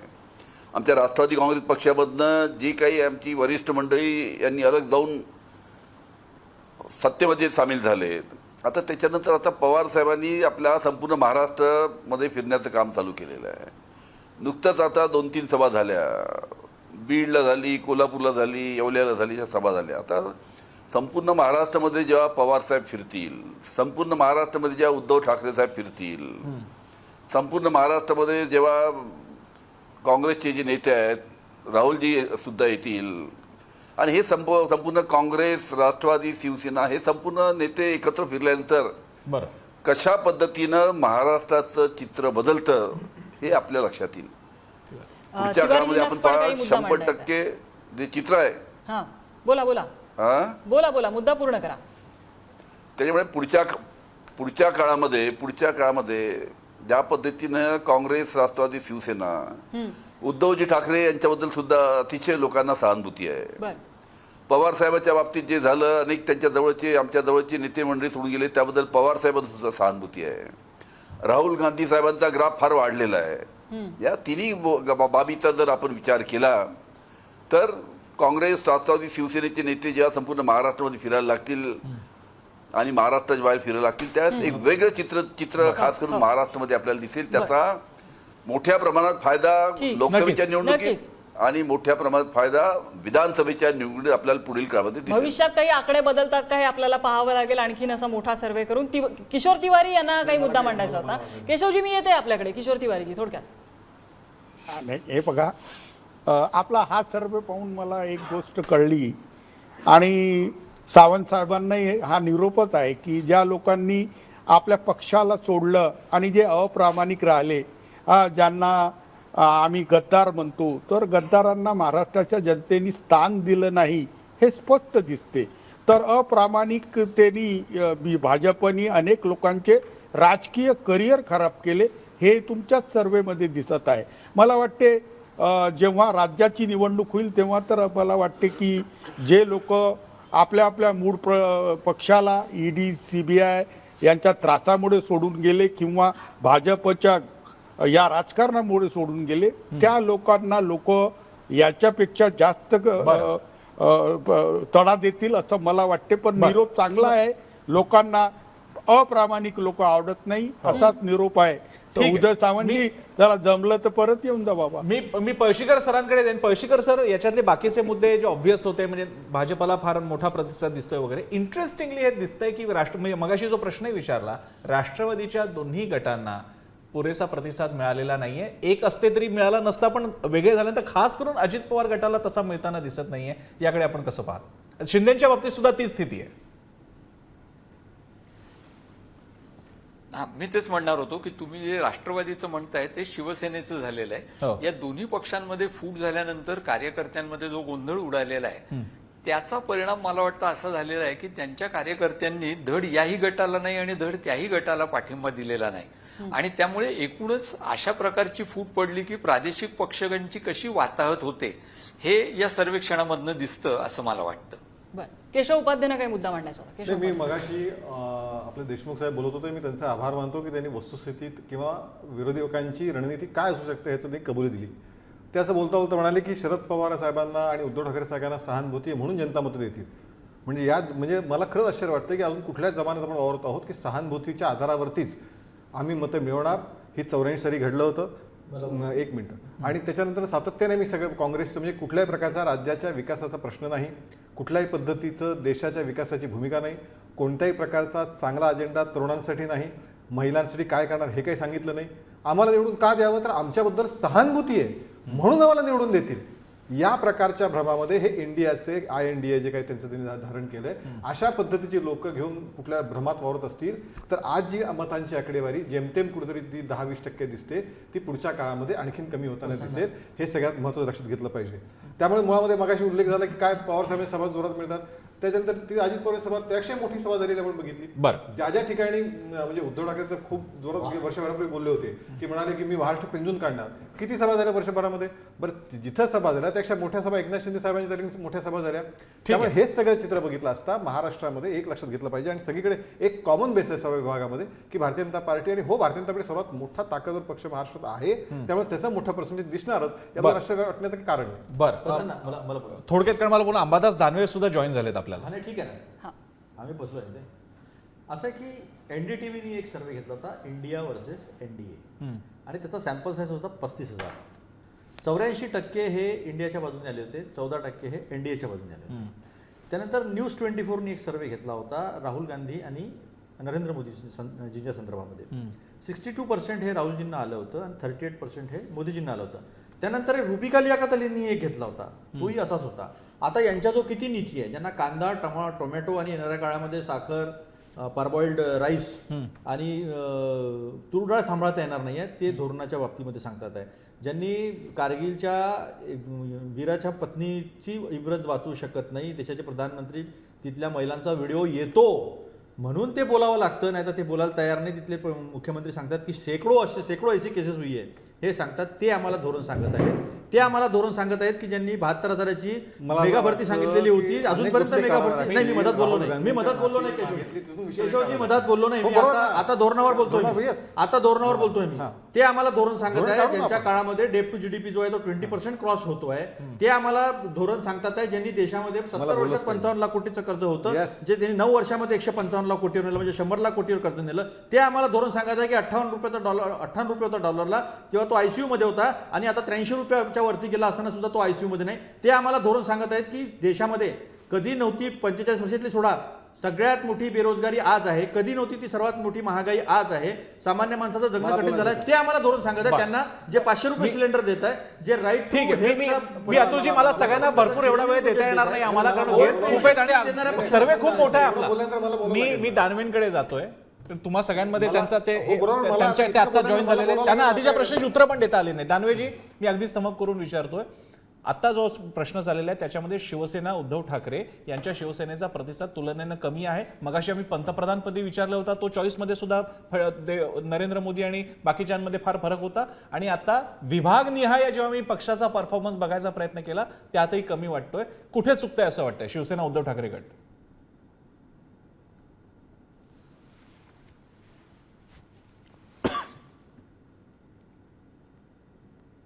दानवेजी, माझा आवाज पोहोचला आपल्यापर्यंत? त्यांच्यापर्यंत आवाज पोहोचत नाहीये. तर मला येस, केशव उपाध्ये बोला. नाही, मुळामध्ये असं आहे की हेच पंतप्रधान नरेंद्र मोदीजी आहेत की ज्यांनी जगामध्ये जी आपली अर्थव्यवस्था कोलमडलेली होती, मनमोहन सिंग असताना सगळं माहिती आहे, पॉलिसी पॅरलाइज होतं, ती अर्थव्यवस्था जगामध्ये 5 नंबरमध्ये आणली. हेच नरेंद्र मोदींचं आहे. याच नरेंद्र मोदींनी कोरोना काळामध्ये 80 कोटी जनतेला धान्य दिलं, हे जनता विसरलेली नाही आहे. ह्याच नरेंद्र मोदीच्या काळामध्ये 12 कोटी महिलांसाठी शौचालय झाली, हे जनता विसरलेली नाही आहे. त्यामुळे काँग्रेसने अशी मी अनेक लिस्ट सांगू शकतो. सर्वाधिक MSP जी आहे शेतकऱ्यांची याच मोदी सरकारच्या कार्यकाळामध्ये झाली. हो बरोबर, मी तुम्हाला सांगतो ना. त्यामुळे मी तुम्हाला आकडेवारी निश्चित देतो. खोटं नाही, मी आकडेवारी जी जाहीर आकडेवारी आहे त्याच्यामुळे 14 सालचा काढून बघा. राहता महागाईचा उल्लेख 14 आता राहुलजी मध्ये बोलू नका. 400 बोलू नका. मी परत थोडंसं थांबवतोय, माफ करा, पण दानवे थ्रू झालेले त्यांची वेळ तुम्हाला दिली होती. मी काय करू? आपण त्यांची वेळ तुम्हाला दिली माझा होती. अर्धवट सोडायचा का तुम्हाला? मग मी थांबतो, थोडक्यात तुम्ही चर्चा करा. बरं, थोडक्यात पूर्ण करा. आले पण काय झालं? मग थोडक्यात पूर्ण करा प्लीज, केशव उपाध्ये थोडक्यात मुद्दा पूर्ण करा. मुद्दा पूर्ण करा. मुळात असं आहे की त्यामुळे या अनेक अशी अख्खी लिस्ट देऊ शकतो की ज्यामध्ये महाराष्ट्रामध्ये असो, महिला असतील, तरुण असतील, या सगळ्यांचा विकासाचा दृष्टिकोन पुढे नेतात मोदीजी. त्यांच्या आशा आकांक्षा पूर्ण करतात, म्हणून हा चित्र दिसत आहे. ठीक आहे. अंबादास दानवे, तुम्ही चर्चा ऐकत असाल, तुमची कमेंट. नाही, एकतर तुम्ही जे उद्धवजी ठाकरे साहेबांबरोबर बोलले, पंतप्रधान देशाचा कोण असावा याच्याविषयी निश्चित याच्यावर देश पातळीवरचे जे लोक नेतृत्व करतात त्याच्याविषयी बोललं जातं. उद्धवजी ठाकरे साहेबांनी किंवा शिवसेनेनं कधीच म्हटलेलं नाही का उद्धवजी ठाकरे साहेब पंतप्रधानाचे दावेदार आहेत. त्यामुळे या सर्व्हेमध्ये तुम्ही म्हणाले यांचं नाव यावं, त्यांचं नाव यावं, याला कमी टक्के, त्याला कमी टक्के, याला काही महत्त्व नाही. पण नरेंद्र मोदी जे आहे आपल्या देशाचे पंतप्रधान, यांना आत्ताच्या घडीला 45% असं आपण म्हणता, आणि याचाच अर्थ 55% लोक काही नरेंद्र मोदींच्या बाजूनं पंतप्रधान पदाच्या शर्यतीने, हे तर अतिशय सुस्पष्ट होतं. आणि त्यामुळे अशा सगळ्या शक्ती ज्यावेळेस या 45%, हे तर तुमचा सर्वे खरा असतो याच्यावर कोणाचाच विश्वास नाही, असायचं काही कारण पण नाही. कित्येक सर्वे खोटे, उलटे, पालटे पडलेले आहेत. आणि त्याच्यामुळं मला असं वाटतं जरी तुमचा सर्वे खरा मानला तरी एक 55% कौल हा नरेंद्र मोदीजींच्या विरोधात आहे. तरी अजूनही कोणीही पंतप्रधानाचा चेहरा समोर विरोधी पक्षांनी किंवा इंडिया आघाडीने केलेला नसताना ही स्थिती आहे. आणि मला वाटतं ज्यावेळेस अशी स्थिती येईल त्यावेळेस हा सर्व्हेमध्ये आणखी डिफरन्स वाढत जाईल. बरं, आपण पुढचा मुद्दा घेण्यासाठी पुन्हा एकदा आता अमोल जोशी आमचा सहकारी पुढच्या वेगळ्या स्टुडिओमध्ये आहेत, तिथे जाऊयात, पुढचा मुद्दा घेऊयात. आणि त्यासह पुन्हा आपल्यासोबत मान्यवर आहेत. मी परत एकदा सगळ्यांची फक्त ओळख करून देतो. आपल्यासोबत सुहास पळशीकर ज्येष्ठ राज्यशास्त्र अभ्यासक आहेत, तुळशीदास भोईटे पुढारी न्यूजचे चीफ एडिटर आहेत, केशव उपाध्ये आहेत, अतुल लोंढे, केशव उपाध्ये भाजपचे मुख्य प्रवक्ते, अतुल लोंढे काँग्रेसचे मुख्य प्रवक्ते, अनिल देशमुखजी दिसत आहेत, उदय सामंतजी सुद्धा दिसत आहेत. मी पुन्हा जातो अमोल जोशी माझा सहकारी त्याच्याकडे पुढच्या मुद्द्यासाठी. अमोल. प्रसन्न आणि नम्रता, पंतप्रधान पदासाठी महिला काय म्हणतायत, तरुणांची पसंती कुणाला आहे आणि ओव्हरऑल चित्र काय आहे हे आता आपण बघूया. महिलांची पसंती कुणाला याची आकडेवारी फार इंटरेस्टिंग आहे.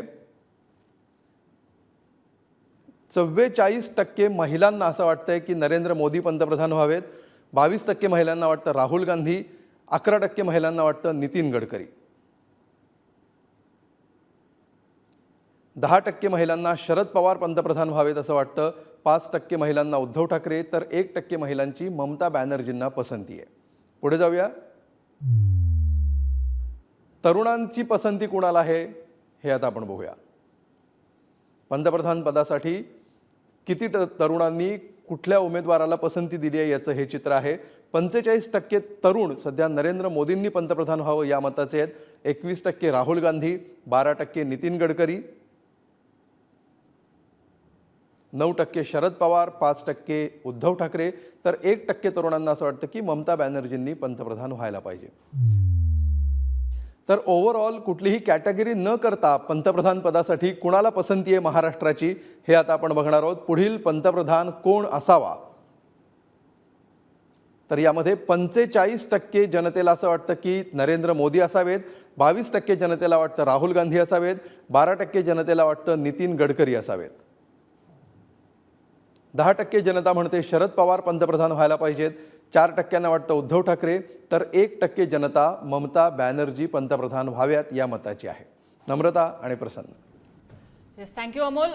अतुल लोंढे, आकडेवारी सगळं काही बोलून जाते. काय होतंय, काय चुकतंय कुठे? राहुल गांधी एवढे का मागे पडतायत? किती अंतर आहे बघा, खूप मोठं अंतर आहे. असं आहे की तुम्ही जो सर्वे केला त्याचा मी सन्मान करतो, माझं असं म्हणणं नाही आहे. पण आता कर्नाटकच्या निवडणुका झाल्या, सातत्याने निवडणुका झाल्या. त्या निवडणुकांच्या वेळेस आम्ही असं सर्वेला चर्चेला बसायचो नॅशनल चॅनल्सला. तिथे दाखवायचे की 119 भाजपा आणि 95 काँग्रेस, 85 काँग्रेस जवळपास हारणार अशा पद्धतीचे होते. तेव्हा आम्ही दावे करत होतो की जमिनीवरची परिस्थिती आणि आपण जे सर्वे दाखवता त्याच्यातली परिस्थिती वेगळी आहे. म्हणजे तो भाग अलैदा, मी तुमच्या सर्वेवर काही ऑब्जेक्शन घेत नाही, पण एक जमिनीवर काम करताना कार्यकर्त्याला पण त्याचा पल्स कळतो की काय परिस्थिती आहे. आणि आम्ही सांगत होतो, आम्ही चॅलेंज करत होतो की 130 जागा ज्या आहे त्याच्यापेक्षा जास्त जागा ह्या काँग्रेसला मिळतील. प्रत्यक्षामध्ये काय झालं हे आपल्यासमोर आहे की 136 जागा काँग्रेसला मिळाल्या आणि 65 जागा ज्या आहेत त्या भाजपला मिळाल्या. त्यावेळेस मोदी साहेबांचा चेहरा, राहुल गांधींचा चेहरा समोरासमोर होता, डायरेक्ट फाईट होती आणि सगळे पक्ष होते. JDS होता, त्याच्यानंतर आप होता, MIM होते, सगळे जेवढे पक्ष होते तेवढे सगळे पक्ष होते. त्यामुळे तिथनं एक जो ट्रेंड आला, कारण की मुद्दे जे होते ते सगळे राष्ट्रीय मुद्दे होते, महागाई होती, बेरोजगारीचे मुद्दे होते, सगळे राष्ट्रीय मुद्दे होते. आणि त्यावेळेस एक ट्रेंड असा स्पष्टपणे समोर आला की डिव्हिजन ऑफ वोट हे स्वतः वोटरनीच टाळायचं ठरवलेलं आहे. आणि मग हे जे कन्सॉलिडेशन आहे, हे कन्सॉलिडेशन दुसऱ्या कन्सॉलिडेशनच्या समोर उभं आहे. अतुल लोंढेजी, आपण ज्या वेळेला एखाद्या राज्याचा विचार करतो तर राज्यामध्ये तिथे मोदी रिंगणात नसतात. मोदींचा चेहरा वापरला जात असतो, कोणीतरी एक मुख्यमंत्री बनेल किंवा काय याच्यासाठी. इथे स्वतः मोदी पंतप्रधान बनणार का हा प्रश्न आहे. आणि ज्या वेळेला जनता मत देत असते त्यावेळेला मुख्यमंत्र्यासाठी ती मत देणार आहे की पंतप्रधान म्हणजे विधानसभेसाठी मत देणार आहे की लोकसभेसाठी? एक तुम्ही लक्षात घ्या, फरक तुम्ही लक्षात घ्या, सर्वात जास्त सभा कर्नाटकमध्ये राहुल गांधी असो, कुठलेही नेते असो, त्यावेळेस जास्त अमित शहाजी आणि नरेंद्र मोदीजींनी केलेल्या होत्या. त्यामुळे आपण असं, मी तुम्हाला एक बिहेवियरल पॅटर्न जो आहे मतदानाचा तो कसा चेंज झाला, डिव्हिजन मतदार स्वतः कसं टाळत आहे ते सांगतोय. आजची ग्राउंडची परिस्थिती अशी आहे की इंडियाच्या समोर भाजपा जर हे 4 ते 5 जागा जरी लोकसभेच्या जिंकलं तर मला आश्चर्य वाटेल. हे तुम्ही लिहून ठेवा, तुमच्या उद्घाटनाच्या कार्यक्रमात तुम्हाला शुभेच्छा देत असताना मी हे सांगतोय. 4 ते 5 जागा भाजप कुठे जिंकणार? महाराष्ट्रात लोकसभेला 4 ते 5 जागा जरी जिंकल्या तरी आश्चर्य वाटेल. अशी परिस्थिती ग्राउंडवरची आहे. असं आहे, शेख चिल्लीला प्रत्येक स्वप्न पाहायचं अधिकार असं काही बोलू नका, नाही तर मला होतं ना माझं मी पण मुंगेरी लालके म्हणेन. शब्द व्यवस्थित वापरा ना. अगदी मी तुम्हाला मुंगेरीला शब्द व्यवस्थित वापरा. मुंगेरी लाल, बरं ठीक आहे, मुंगेरीला म्हणू आपण. मुंगेरीला स्वप्न बघायला अधिकार आहे, मुंगेरी लाल असं म्हणतात. असं त्यामुळे काही हरकत नाही. मुळात समजून घेतलं पाहिजे की हे सगळे सर्वे जे आहेत ते सर्वे काढूनच टाकायचे, आम्हाला काही मान्यच नाहीये. अशा पद्धतीने भूमिका ती काँग्रेसची नवीन नाहीये. मी ह्याच्यापूर्वी सुरुवातीला म्हणून उल्लेख केला होता कशा काँग्रेसची भूमिका होती. असं आहे की सगळे सर्वे, काही सर्वे येतात जातात, कमी जास्त होत असतात, पण ते शास्त्र मान्यच करायचं नाही. आणि आम्ही सांगतो तेच खरं, महाराष्ट्रात भाजपा 4-5 जागा जिंकणार असं म्हणलं तर महाराष्ट्रातला टीव्ही म्हणा प्रत्येक जण म्हणाल की हे मुंगेरके स्वप्ने बघतात. पण ठीक आहे, मग अशी आमच्या अंबादास दानवे असं म्हणाले की काय आम्ही उद्धव ठाकरेंना कधी म्हणलंच नाही पंतप्रधान उमेदवार. तुमचे संजय राऊत कायम सांगत असतात की उद्धव ठाकरेंना पंतप्रधानपदी बसलेलं बघायचं आहे. त्यामुळे आता संजय राऊत खोटं बोलतात का तुम्ही खरं बोलता? एकदा दानवे साहेब तुम्ही ठरवा. त्यामुळे त्याच्यानंतर आणि त्यानंतर काय ते योग्य ते सांगा. दुसरं असं की ज्या पद्धतीचं आत्ता आकडेवारी येते 44%, 45%, 45% सर्व क्षेत्रामध्ये नरेंद्र मोदींसाठी, आणि जो 18% तुम्ही दाखवताय, 18%, 10%, 15%, हा सुद्धा नितीन गडकरींच्या रूपाने, हा सुद्धा भारतीय जनता पार्टीला मतदान करणार आहे. त्यामुळे मगाशी अंबादास दानवे सांगत होते की 25% मोदीजी नाहीत, 55% विरोधात आहेत. असं चित्र नाही. हे 50%पेक्षा अधिक चित्र आहे जे मोदीजींसाठी मतदान करणारं चित्र आहे. ह्याची कारणं असं आहेत की मगाशी मी काही उल्लेख जाता केले की मग 10 कोटी उज्ज्वला गॅस योजना महिलांना मिळाल्यात, शौचालय 12 कोटी शौचालयाचा मी उल्लेख केला. अशा थेट लाभार्थ्यांपर्यंत जाणारी योजना, थेट लाभार्थी आज या सगळ्या मोठ्या संख्येने आहेत, ज्याचा उपयोग एक कुठल्याही पद्धतीचं भ्रष्टाचार नसलेलं सरकार जे कधी काळी काँग्रेसच्या काळात कपोलकल्पित वाटत होतं ते सत्यात आणून मोदीजींनी दाखवलं. त्याच्यामुळे हे चित्र दिसतं. मी हाच मुद्दा घेऊन उदय सामंतांकडे जातो. उदय सामंत, अनिल देशमुख आणि मग दानवेंकडे आपण येऊ. उदय सामंतजी. नाही, मला असं वाटतं की सर्वेमधनं एक तर निश्चित झालेलं आहे की देशाचे पंतप्रधान हे नरेंद्रजी मोदीच होणार आहेत. 45% जनतेनं हा कौल दिलेला आहे. पण त्याच्यामध्ये थोडं मला अजून ॲडिशनल असं सांगायचं आहे की नितीन गडकरी साहेबांना पण जे 12% आपल्याला आता मतं दिसत आहेत किंवा सर्वेमध्ये दिसतं आहे, हे जर आपण काउंट केलं 45 आणि 12%, तर भाजप 57% जाऊ शकतं. ह्याची देखील नोंद आपण घेतली पाहिजे. कारण शेवटी गडकरी साहेबांना मतदान करणारा वर्ग आणि नरेंद्रजी मोदी साहेबांना पंतप्रधान म्हणून सर्वेमध्ये वोट करणारी लोक ही त्याच विचाराची असू शकतात. आणि म्हणून मला असं वाटतं की पंतप्रधान हे 57% सध्याच्या सर्वेमध्ये वोटिंग घेत आहेत. आणि एक तर निश्चित आहे की कोणी किती सांगावं, अतुलजी माझे अतिशय जवळचे मित्र आहेत, परंतु कदाचित 5-6 वर ते थांबले. मी खरोखर त्यांना धन्यवाद देतो. नशीब त्यांनी 48च्या 48 जागा इंडिया जिंकणार असं ते म्हटले नाहीत, परंतु शेवटी त्यांची देखील ती इच्छा आहे, त्यांच्या देखील ती स्वप्न आहेत. परंतु एक महत्वाची जी गोष्ट आहे ती मी तुम्हाला स्पष्टपणानं सांगतो की हा सर्वे तुम्ही जरी घेतला असला तरी आज फील्डवर देखील चर्चा करत असताना किंवा फिरत असताना हेच दिसतंय की नरेंद्र मोदी साहेबच देशाचे पंतप्रधान होणार आहेत. त्याच्यामुळे पंतप्रधान पदांचा समोरचा उमेदवार कोण आहे हा 2 दिवसामध्ये जाहीर व्हावा, ठीक आहे, अशी माझी विनंती सगळ्या संबंधित महाविकास आघाडीच्या नेत्यांना करायची. अनिल देशमुख आणि दानवेंकडे जाण्यापूर्वी हा एक मुद्दा घेऊन मी सुहास पळशीकरांकडे जाईन. पळशीकरजी, हा सारखा बायनरी आहे, तुम्ही त्याचा उल्लेख केला की राष्ट्राध्यक्ष पदासारखी निवडणूक नसताना आपल्याकडे असं सारखं का केलं जातं, पण हा केवळ लोकप्रियतेचा अंदाज बांधण्यासाठीचा सर्वे आहे. पण तरी सुद्धा लोकांचा, बहुसंख्य लोकांचं एक विशिष्ट मत असणं, एखादा माणूस आपल्या देशाला चालवण्यासाठी पंतप्रधानपदी असावा वर्सेस काही माणसांचं नसणं, याला खरंच ट्रान्सलेट करता येतं मतांमध्ये. म्हणजे समजा हा आपण सर्वे मानला तरी सुद्धा मतांमध्ये माणसांची अशी जशीच्या तशी असेलच असं नाही, त्याची कारणं काय असतात? नाही, याचं कारण मोदींची लोकप्रियता हा एक मुद्दा आहे आणि त्या लोकप्रियतेच्या आधारावर भाजपला मतदान करणं ही दुसरी प्रक्रिया आहे. बरं, मोदींच्या लोकप्रियतेचा भाजपला पाठिंबा मिळण्यासाठी उपयोग होतो हे मागच्या दोन्ही निवडणुकांमध्ये दिसलंय. पण त्याच्यात हेही दिसलेलं आहे की सगळे ज्यांना मोदी पंतप्रधान व्हावे असं वाटतात ते सगळेजण काही भाजपला मतदान करत नाहीत. त्यामुळे खरं आव्हान जर आपण बाकीचे राजकीय मुद्दे बाजूला ठेवले तर हे आहे भाजपच्या पुढे की मोदींची लोकप्रियता ही इथे मतांमध्ये ट्रान्सलेट कशी करायची. आणि ती विशेषतः जागा वाटप झाल्यानंतर हा जो मोदींच्या बाजूचा मतदार आहे त्याला मोदी नसताना म्हणजे भाजप नसताना इतर मित्र पक्षांना मत द्यायला कसं सांगायचं. ही जर तुमची आकडेवारी खरी मानली तर खरं तर भाजपला दुःख व्हायला पाहिजे की त्यांनी या दोघा पक्षांशी कशा करता आघाडी केली, कारण ती आघाडी न करता त्यांना जिंकता येणार आहे आणि तसं होत नाही, म्हणूनच आघाडी करावी लागते. अनिल देशमुखांकडे जायचंय. मला प्रश्न हा विचारायचा की आपण सुरुवातीला ज्या वेळेला सर्वे घेतला होता त्यावेळेला असमाधानी, सरकारबाबत असमाधानी असलेला आकडा हा 40% होता. पण ही असमाधानी जनता ज्या वेळेला मत देते तेव्हा मात्र मोदींकडे जाते. एक्झॅक्टली त्यावेळेला मात्र ती मोदींकडे जाते. ह्याचा काही अनालिसिस केलाय की नाही विरोधकांनी? अनिल देशमुखजी, एक गोष्ट पहा, मी सगळ्यांचं ऐकून घेतलं शांतपणे. एक गोष्ट लक्षात ठेवा, फील्डवरची परिस्थिती काय आहे. ठीक आहे, तुम्ही सर्वे केला, आज जी आकडेवारी सांगितली, आज जर तुम्ही महाराष्ट्रामध्ये फिरला काय परिस्थिती आहे. गेल्या दीड वर्षापासनं महाराष्ट्रामध्ये काय चालू आहे आपण पाहिलं. असं आहे की 1.5 वर्षापूर्वी भारतीय जनता पार्टीच्या लक्षात आलं की आपल्या स्वतःच्या भरोशावर भारतीय जनता पार्टी लोकसभेच्या निवडणुकामध्ये खासदार निवडू शकत नाही आणि महाराष्ट्रामध्ये आपलं सरकार येऊ शकत नाही. असं 1.25 वर्षापूर्वी ज्या भारतीय जनता पार्टीच्या लक्षात आलं तेव्हा त्यांनी आपली ताकद महाराष्ट्रामध्ये वाढली पाहिजे म्हणून शिवसेनेचे 40 आमदार एकनाथ शिंदेंना घेऊन बाहेर पडले आणि शिवसेना फोडली. नंबर 1. पण एकनाथ शिंदेबरोबर 40 आमदार गेल्यानंतरही ज्या पद्धतीनं त्याचा भारतीय जनता पार्टीचा फायदा व्हायला पाहिजे होता ते उलटं नुकसान झालं. सगळ्यांना माहीत पडलं महाराष्ट्रामध्ये 50 खोके एकदम ओके सगळ्या महाराष्ट्राला माहीत झालं. त्याच्यानंतर भारतीय जनता पार्टी परत चिंतेत पडली. भारतीय जनता पार्टीला वाटलं आपण एकनाथ शिंदेचे 40 आमदार घेतले तर उलटं झालं, आपल्या उलटी रिॲक्शन आली.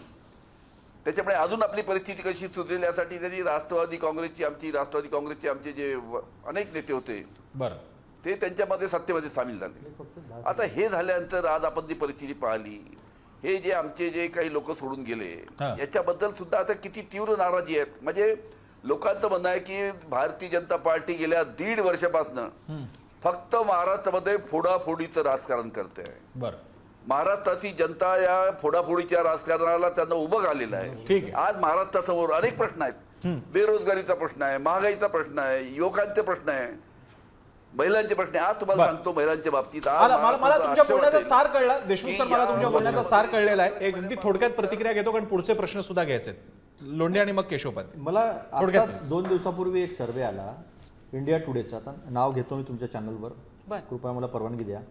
43% एनडीएला दाखवलं मतदान आणि 41% हे इंडियाला दाखवलं. महाराष्ट्रामध्ये 28 जागा ह्या इंडियाला दाखवल्या आणि 20 जागा ह्या एनडीएला दाखवल्या.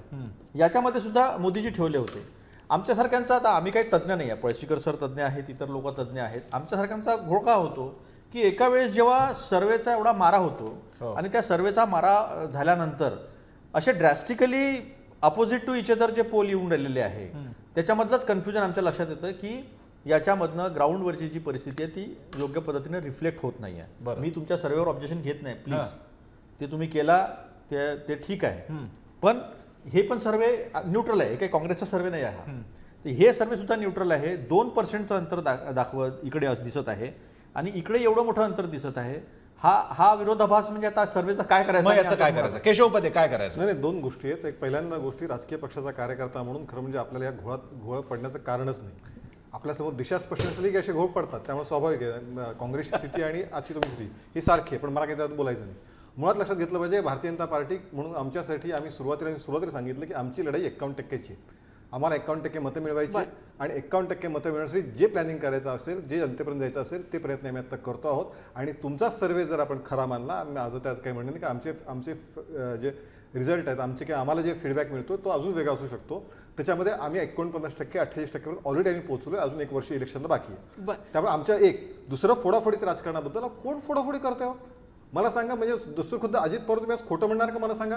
अजित पवारांनी ज्या पद्धतीचं भाषण सांगितलं, 17 साली माननीय शरद पवारांनी काय केलं, 14 सालीचं काय केलं, ते सगळं आज इथे सगळं खोटं बोलतायत अजित पवार, असं देशमुखांचं म्हणणं आहे का? तुम्ही नाही असं आहे की एक मिनिट, तुम्ही विश्वासार्हतेबद्दल बोलावं, हा सगळ्यात मोठा विनोद आहे की ज्या पद्धतीने तुमच्या यापूर्वीचं राजकारण होतं. माझी एक विनंती आहे, फक्त पर्सनल अटॅक टाळूया, कारण मला दोघांकडे यावं लागेल. फोडाफोडीचं राजकारणाबद्दल भरपूर प्रश्न. मुद्दा लक्षात दुसरा असं की दुसरा प्रश्न मला तुम्हाला 1 महिनाभर तुम्हाला आठवत असेल, ज्यावेळेस गुवाहाटीचा विषय सुरू होता, भारतीय जनता पार्टीच्या नेत्यांनी एक शब्दाचं विधान कोणी केलं ठीक आहे, नाही. कारण आमचा संबंध आलं लक्षात. आपले पक्ष का सांभाळता नाही बरं, नम्रता पुढे. ठीक आहे, मुद्दा तुमचा लक्षात आलेला आहे. आपल्याकडे आणखीन महत्वाचे प्रश्न आहेत. आपण अमोलकडे जाऊया. अमोल, येस, तर सवालों का सवाल म्हणजे आजच्या महापोल मधला महाप्रश्न आता आपण बघणार आहोत, ज्याच्या उत्तराची तुला, मला, सगळ्यांना, संपूर्ण महाराष्ट्राला उत्सुकता आहे. आज लोकसभा निवडणुका झाल्या तर कुणाला किती जागा? आणि पहिल्यांदा आपण आघाडी वाईज बघूया. एनडीएला 32 ते 36 जागा आज लोकसभा निवडणुका झाल्या तर मिळताना दिसत आहेत.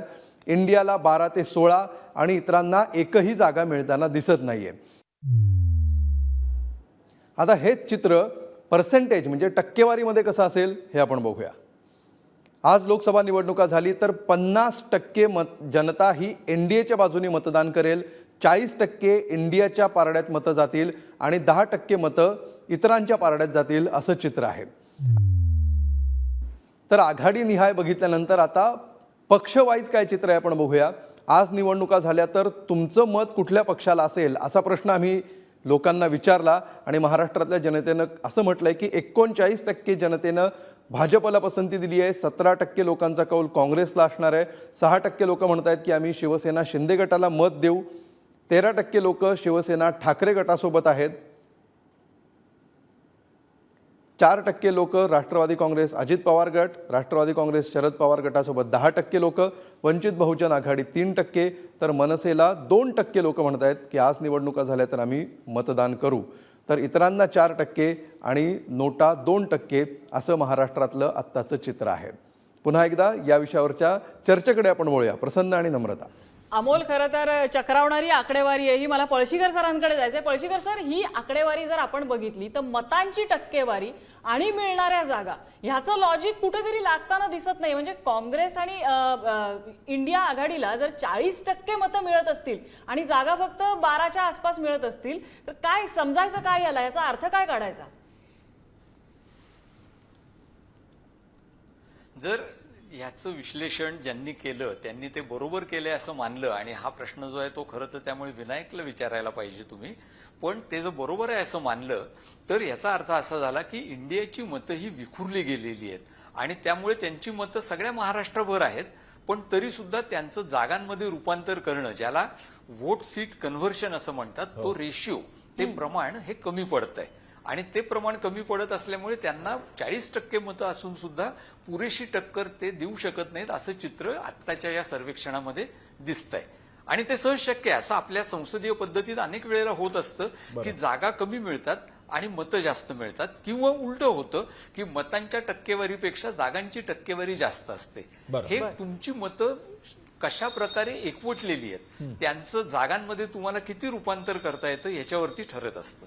बर, आपण बाहेरचे गेस्ट अंबादास दानवेंकडे जाऊया. दानवेजी, तुम्ही कसं बघता या सगळ्या आकडेवारीकडे? इंडियाची आकडेवारी जी आहे ती आणि जागा हे कुठेही मॅच होताना दिसत नाहीये, काय चुकतंय? नाही, मतांचं राजकारणात काय 1 आणि 1 2च होईल अशातला भाग नाही, 1 आणि 1 3ही होऊ शकतं. आणि म्हणून निश्चित आपला जरी सर्वे असला तरी येणाऱ्या काळामध्ये तुम्ही जरी म्हणत असला तरी फॅक्ट गावागावात वेगळी आहे. आता कोणीतरी सांगत होतं 12 कोटी शौचालय केलं, हे केलं. आम्ही खेड्यापाड्यात फिरतो, आता उज्ज्वला गॅस योजना, कोणीच नाही. पहिले गॅस उचलला, नंतर कधीच कोणी नाही. जलजीवन योजना, हर घर नल हर घर जल, नुसता नळ पोचला, जलसुद्धा पोचलेलं नाही. कोणतीही दीनदयाळ जीवन ज्योती योजना कुठंच पोचली नाही. सौर ऊर्जा कुठंच पोचली नाही. हे नुसतं ब्रँडिंग करतात. 12 कोटी झाले, 8 कोटी झाले, 9 कोटी झाले, 10 कोटी झाले. 4 येऊन दाखवा फक्त गावागावामध्ये. लोकांच्या बोंबा काय 2022 पर्यंत घरावर म्हणजे छत देऊ असं म्हटले होते नरेंद्र मोदी.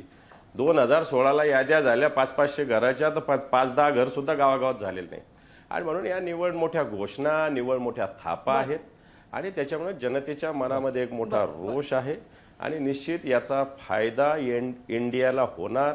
येणाऱ्या काळात हे तुम्ही लक्षात ठेवा. तर अनिल देशमुखजी, जसं आता अंबादास दानवे म्हणाले की अशी जर नाराजी असेल योजनांबद्दलची, योजना पोहोचत नाहीयेत, अपुऱ्या आहेत, जनतेपर्यंत फक्त घोषणा होतात आणि प्रत्यक्षात लाभ मिळत नाहीये, इतकी जर नाराजी असेल तर ती नाराजी मतांमध्ये कन्व्हर्ट करताना त्याचे पॉकेट्स का क्रिएट होत नाहीयेत जागा मिळवण्याच्या दृष्टीने? हे अजूनही विखुरलेलं राहत आहे. म्हणजे निवडणुकांसाठीचा जो अप्रोच आहे तो इंडियाचा कमी पडताना दिसतोय अशी ही आकडेवारी सांगते. काय सांगाल? आता जर तुम्ही जी आकडेवारी सांगितली प्रत्येक पक्षाची, याची काँग्रेस, राष्ट्रवादी, शिवसेना याची जर एकत्र केली तर ते 41-42% पर्यंत जाते. बाकी विरोधी पक्षाची बीजेपीची 38-39% 39% पर्यंत जाते. त्याच्यामुळे एक लक्षात ठेवा, सर्वे तुम्ही केला ठीक आहे, पण आज जर तुम्ही फील्डवर जाऊन तिथं जर लोकांमध्ये जाऊन जर तुम्ही पाहिलं, आज शेतकरी खुश आहे का? मला एक सांगा. आज शेतकऱ्यांचं आंदोलन आपण पाहताय, कांद्याचं आंदोलन. काही दिवसापूर्वी आज कापूस उत्पादक शेतकरी किती अडचणीत होता. 7,000, 7,500, 8,000 रुपये भाव त्यांना मिळाले पूर्ण वर्षभर. अरे आमचं सरकार असताना 12-12,500 रुपये आम्ही भाव दिले.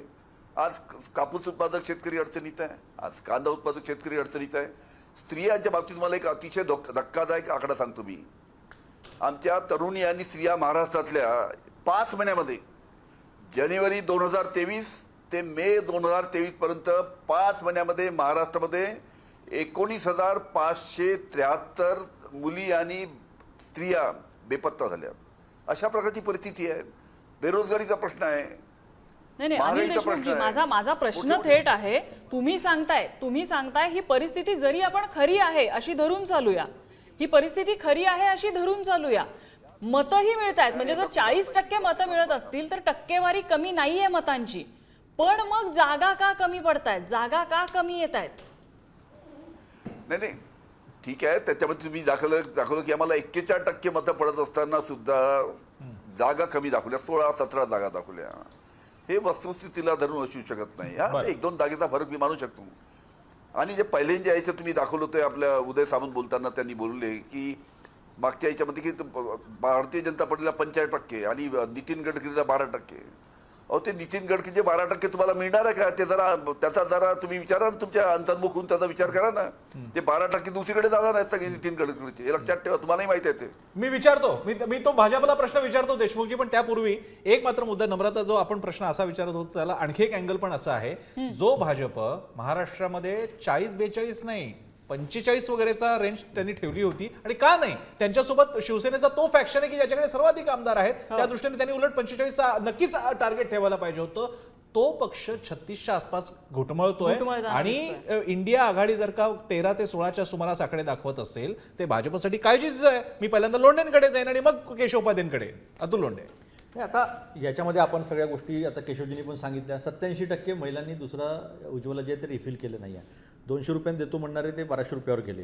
त्याच्यानंतर सत्यपाल मलिकांनी जी आहे ती खरी परिस्थिती समोर आणलेली आहे. त्यांनी सांगितलं आहे की 40 जवानांच्या शहादीवर नरेंद्र मोदी 2019च्या निवडणूक लढले आहेत, ते राज्यपाल होते, ते काही आमच्या काँग्रेसचे नाही, ते यांच्या पक्षाचे राज्यपाल होते तिथे सरकारचे, त्यांनी सांगितलं.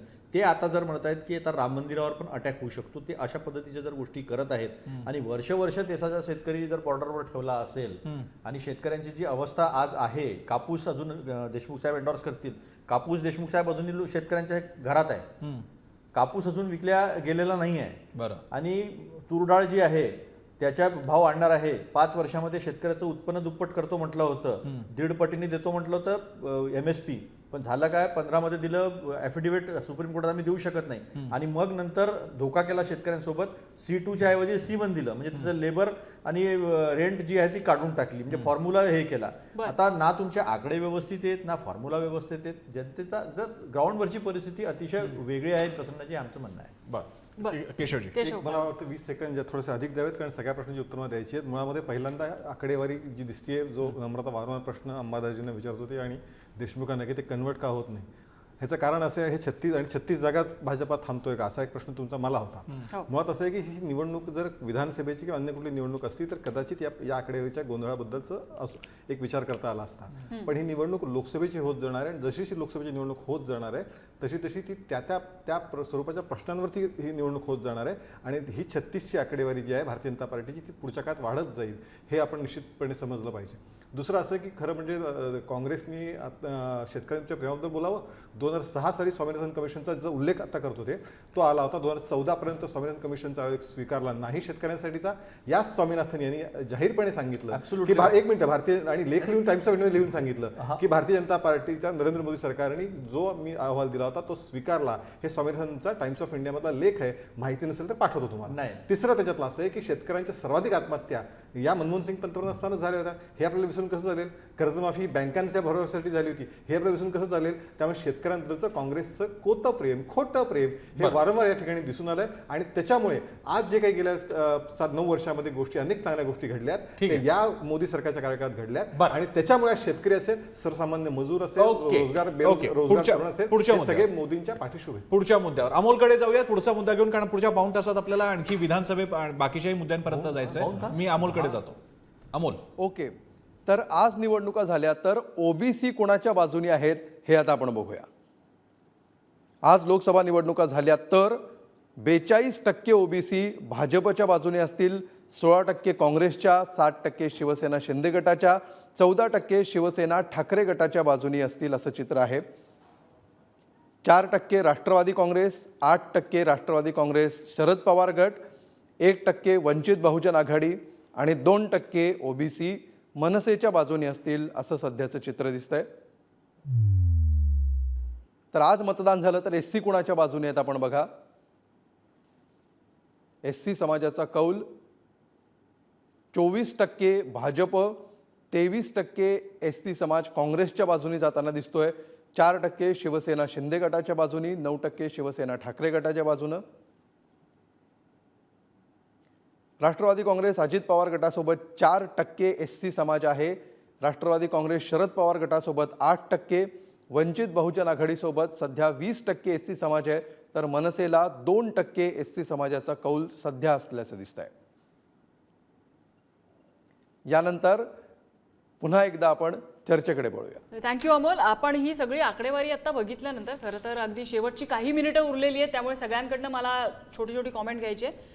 सुरुवातीला मी जाईन दानवेंकडे, अंबादास दानवेंकडे. आपण त्यांची कॉमेंट घेऊया, नंतर स्टुडिओमध्ये येऊया. अंबादास दानवेजी, एससी समाज आणि ओबीसी समाज ही आकडेवारी तुम्ही पाहिलेली आहे, तुमची कॉमेंट काय? हो, एससी समाज आणि ओबीसी समाज हा महाविकास आघाडीबरोबर राहील. भारतीय जनता पार्टीचं धोरण दलितांच्या विरोधात आहे. ओबीसीच्या आरक्षणाचा काय खेळ खंडोबा भारतीय जनता पार्टीने या महाराष्ट्रात केलं, या महाराष्ट्राला चांगल्या पद्धतीनं माहिती आहे. त्यामुळे आपल्या सर्वेमध्ये जे आलेलं आहे हे कदापि होणार नाही. हा सगळा एससी समाज असेल, ओबीसी समाज असेल, हा महाविकास आघाडी बरोबरच राहील, हे मी तुम्हाला स्पष्टपणे सांगतो. केशव उपाध्याय, अतुल लोंढेजी. ते मुळामध्ये एक लक्षात घेतलं पाहिजे, या निमित्ताने भारतीय जनता पार्टीवर जो वारंवार एक आरोप केला जायचा कधी काळी, ती नाही आहे. की भारतीय जनता पार्टी फक्त उच्चवर्णीयांची पार्टी वगैरे केलं जायचं. आज 44% आज तुमच्या सर्वेनुसार भारतीय जनता पार्टीपुरते आणि 24% SC समाज हा भारतीय जनता पार्टीपुरते. मगाशी दानवे साहेब म्हणाले, दानवे साहेब खरं म्हणजे मगाचा एक मुद्दा राहून गेला तुमचा की काय कुठे योजना मिळत नाहीयेत. कधीतरी आमच्या सोबत या, तुम्हाला जे लाभार्थ्यांचे मेळावे आम्ही घेतो ते घेतो, ते तुम्हाला दाखवतो, लाभार्थी तुम्हाला नक्की त्यामध्ये दाखवतो. दुसरा प्रश्न असा आहे त्याच्यामध्ये की ओबीसी समाजाचं महाविकास आघाडी सरकार असताना किती नुकसान केलं, कोर्टात वकील सुद्धा त्यावेळी पाठवला गेला नाही, हे वारंवार सगळ्या गोष्टी स्पष्ट झाल्या आहेत. त्यामुळे ओबीसी समाजाचा खऱ्या अर्थाने विकासाचा मारेकरी कोण असेल तर महाविकास आघाडी आणि उद्धव ठाकरे मुख्यमंत्री असताना सगळं घडलं होतं. ओके, आणि त्यामुळे अनिल ओबीसी देशमुख. समाज भारतीय जनता पार्टी. अनिल देशमुख मला नाही का मी येतो. समाज घटकांचा महाविकास आघाडीचा पाठिंबा आणि भाजपचा पाठिंबा. अनिल देशमुख. साहेब, तुम्ही ओबीसी समाज आणि SC समाजाच्या बद्दल आपण सांगितलं. ओबीसी समाजाच्या बाबतीत आपल्याला माहिती आहे जी आकडेवारी दिली ही बिलकुल वस्तुस्थितीला धरून नाही आहे.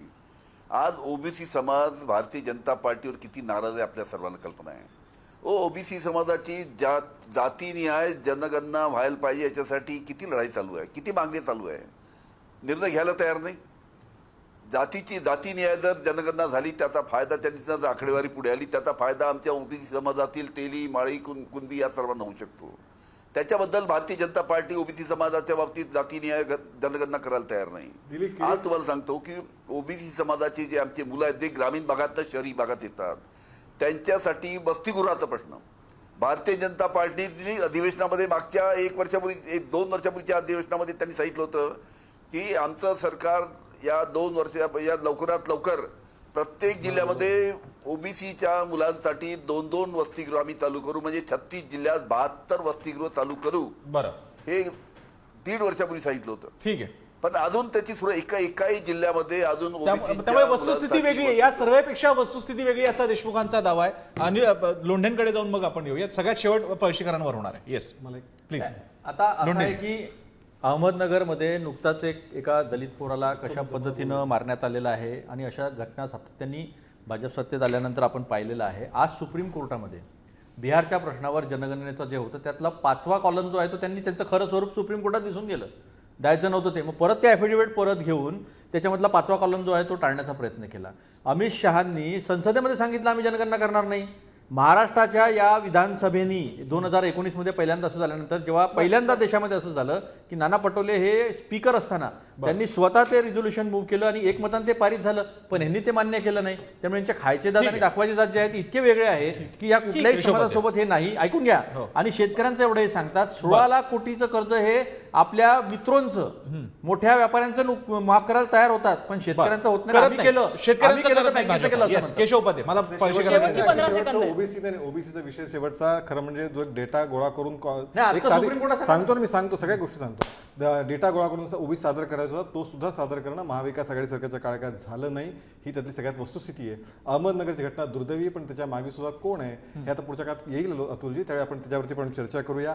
ओबीसी समाजाचं किती म्हणजे सगळ्यात पहिल्यांदा ओबीसी समाजाची जनगणना झाली पाहिजे ही मागणी भारतीय जनता पार्टीचे नेते गोपीनाथ मुंडे मग करा ना तुम्ही, 9 वर्ष आहे ना. त्यामुळे आता स्वतःला दिलेली 9 वर्ष झाले तुम्ही अजूनपर्यंत करत नाही. ठीक आहे, मान्य करा. ठीक आहे. सुहास पळशीकर, आता काय सांगता? येणाऱ्या काळामधली ही गोष्ट आहे. माझी वेळ संपत आहे. सॉरी, वेळ संपत आलेली आहे. सुहास पळशीकर. आम्ही दिली शिष्यवृत्ती. प्लीज पळशीकर सरांकडे जाऊया शेवटचा. प्लीज आपण त्यांचा वेळ घेतोय. पळशीकर सर, तुमची कन्क्लुडिंग रिमार्क. तुमचा कन्क्लुडिंग रिमार्क. नाही, मला याच्यामध्ये फक्त एकच मुद्दा सांगायचा आहे, तो असा की आपण सोयीसाठी म्हणून ओबीसींची मतं किती मिळतील असा हिशेब करतो. प्रत्यक्षात असा एकसंध समाज नाहीये. ते वेगवेगळे समूह आहेत आणि महाराष्ट्राच्या वेगवेगळ्या भागात त्यांचं वेगवेगळ्या पद्धतीने मतदान होईल आणि त्याचे परिणाम त्यामुळे अगदी वेगळे घडतील. ही जी आकडेवारी दिसते त्याच्या तुलनेने अशी मला शक्यता खूप वाटते. बरं, ओव्हरऑल आत्ताचा जर प्रसंग आपण हा सर्वे बघितला तर परिस्थिती कुठेतरी भाजपच्या बाजूने थोडीशी झुकते अशी दिसते. मात्र यामध्ये एक महत्वाचा मुद्दा म्हणजे जे 2 पक्ष महाराष्ट्रात फुटलेले आहेत ते शिवसेना आणि राष्ट्रवादी, त्यांचं काय होणार हे सांगणारी जी आकडेवारी ती गोंधळात टाकणार. आणि म्हणून तर पळशीकर म्हणाले की बाकीचं सगळं सोडा, जर का भाजपचा परफॉर्मन्स एवढा चांगला आहे तर आपण एवढी तोडफोड कशाला केली आणि कशाला त्यांच्याबरोबर गेलो, कारण त्यांच्या पुढे सत्ता त्यांच्यावर वाटून घ्यावी लागेल इतकी की मगाशी आपण जेव्हा सगळ्या मान्यवर सगळ्या CM DCM ची मुलाखत घेत होतो त्यावेळी त्यांना म्हणावं लागलं नाही बाबा आहे ते आम्हाला सगळ्यांना एकत्र बसून सगळं ठरवावं लागेल, हाच त्याचा परिपाक म्हणावा लागेल. अर्थात सगळा पोतडी ही 2024च्या निकालाच्या डब्यांमध्येच आहेत, ईव्हीएम मशीन्समध्येच आहेत. तोपर्यंत आपल्याला इथे थांबायचे. या आजच्या पुढारी न्यूजच्या महापौलमध्ये सहभाग घेतलेल्या सगळ्या मान्यवरांचे आभार. इथेच थांबूयात. पाहत रहा पुढारी न्यूज.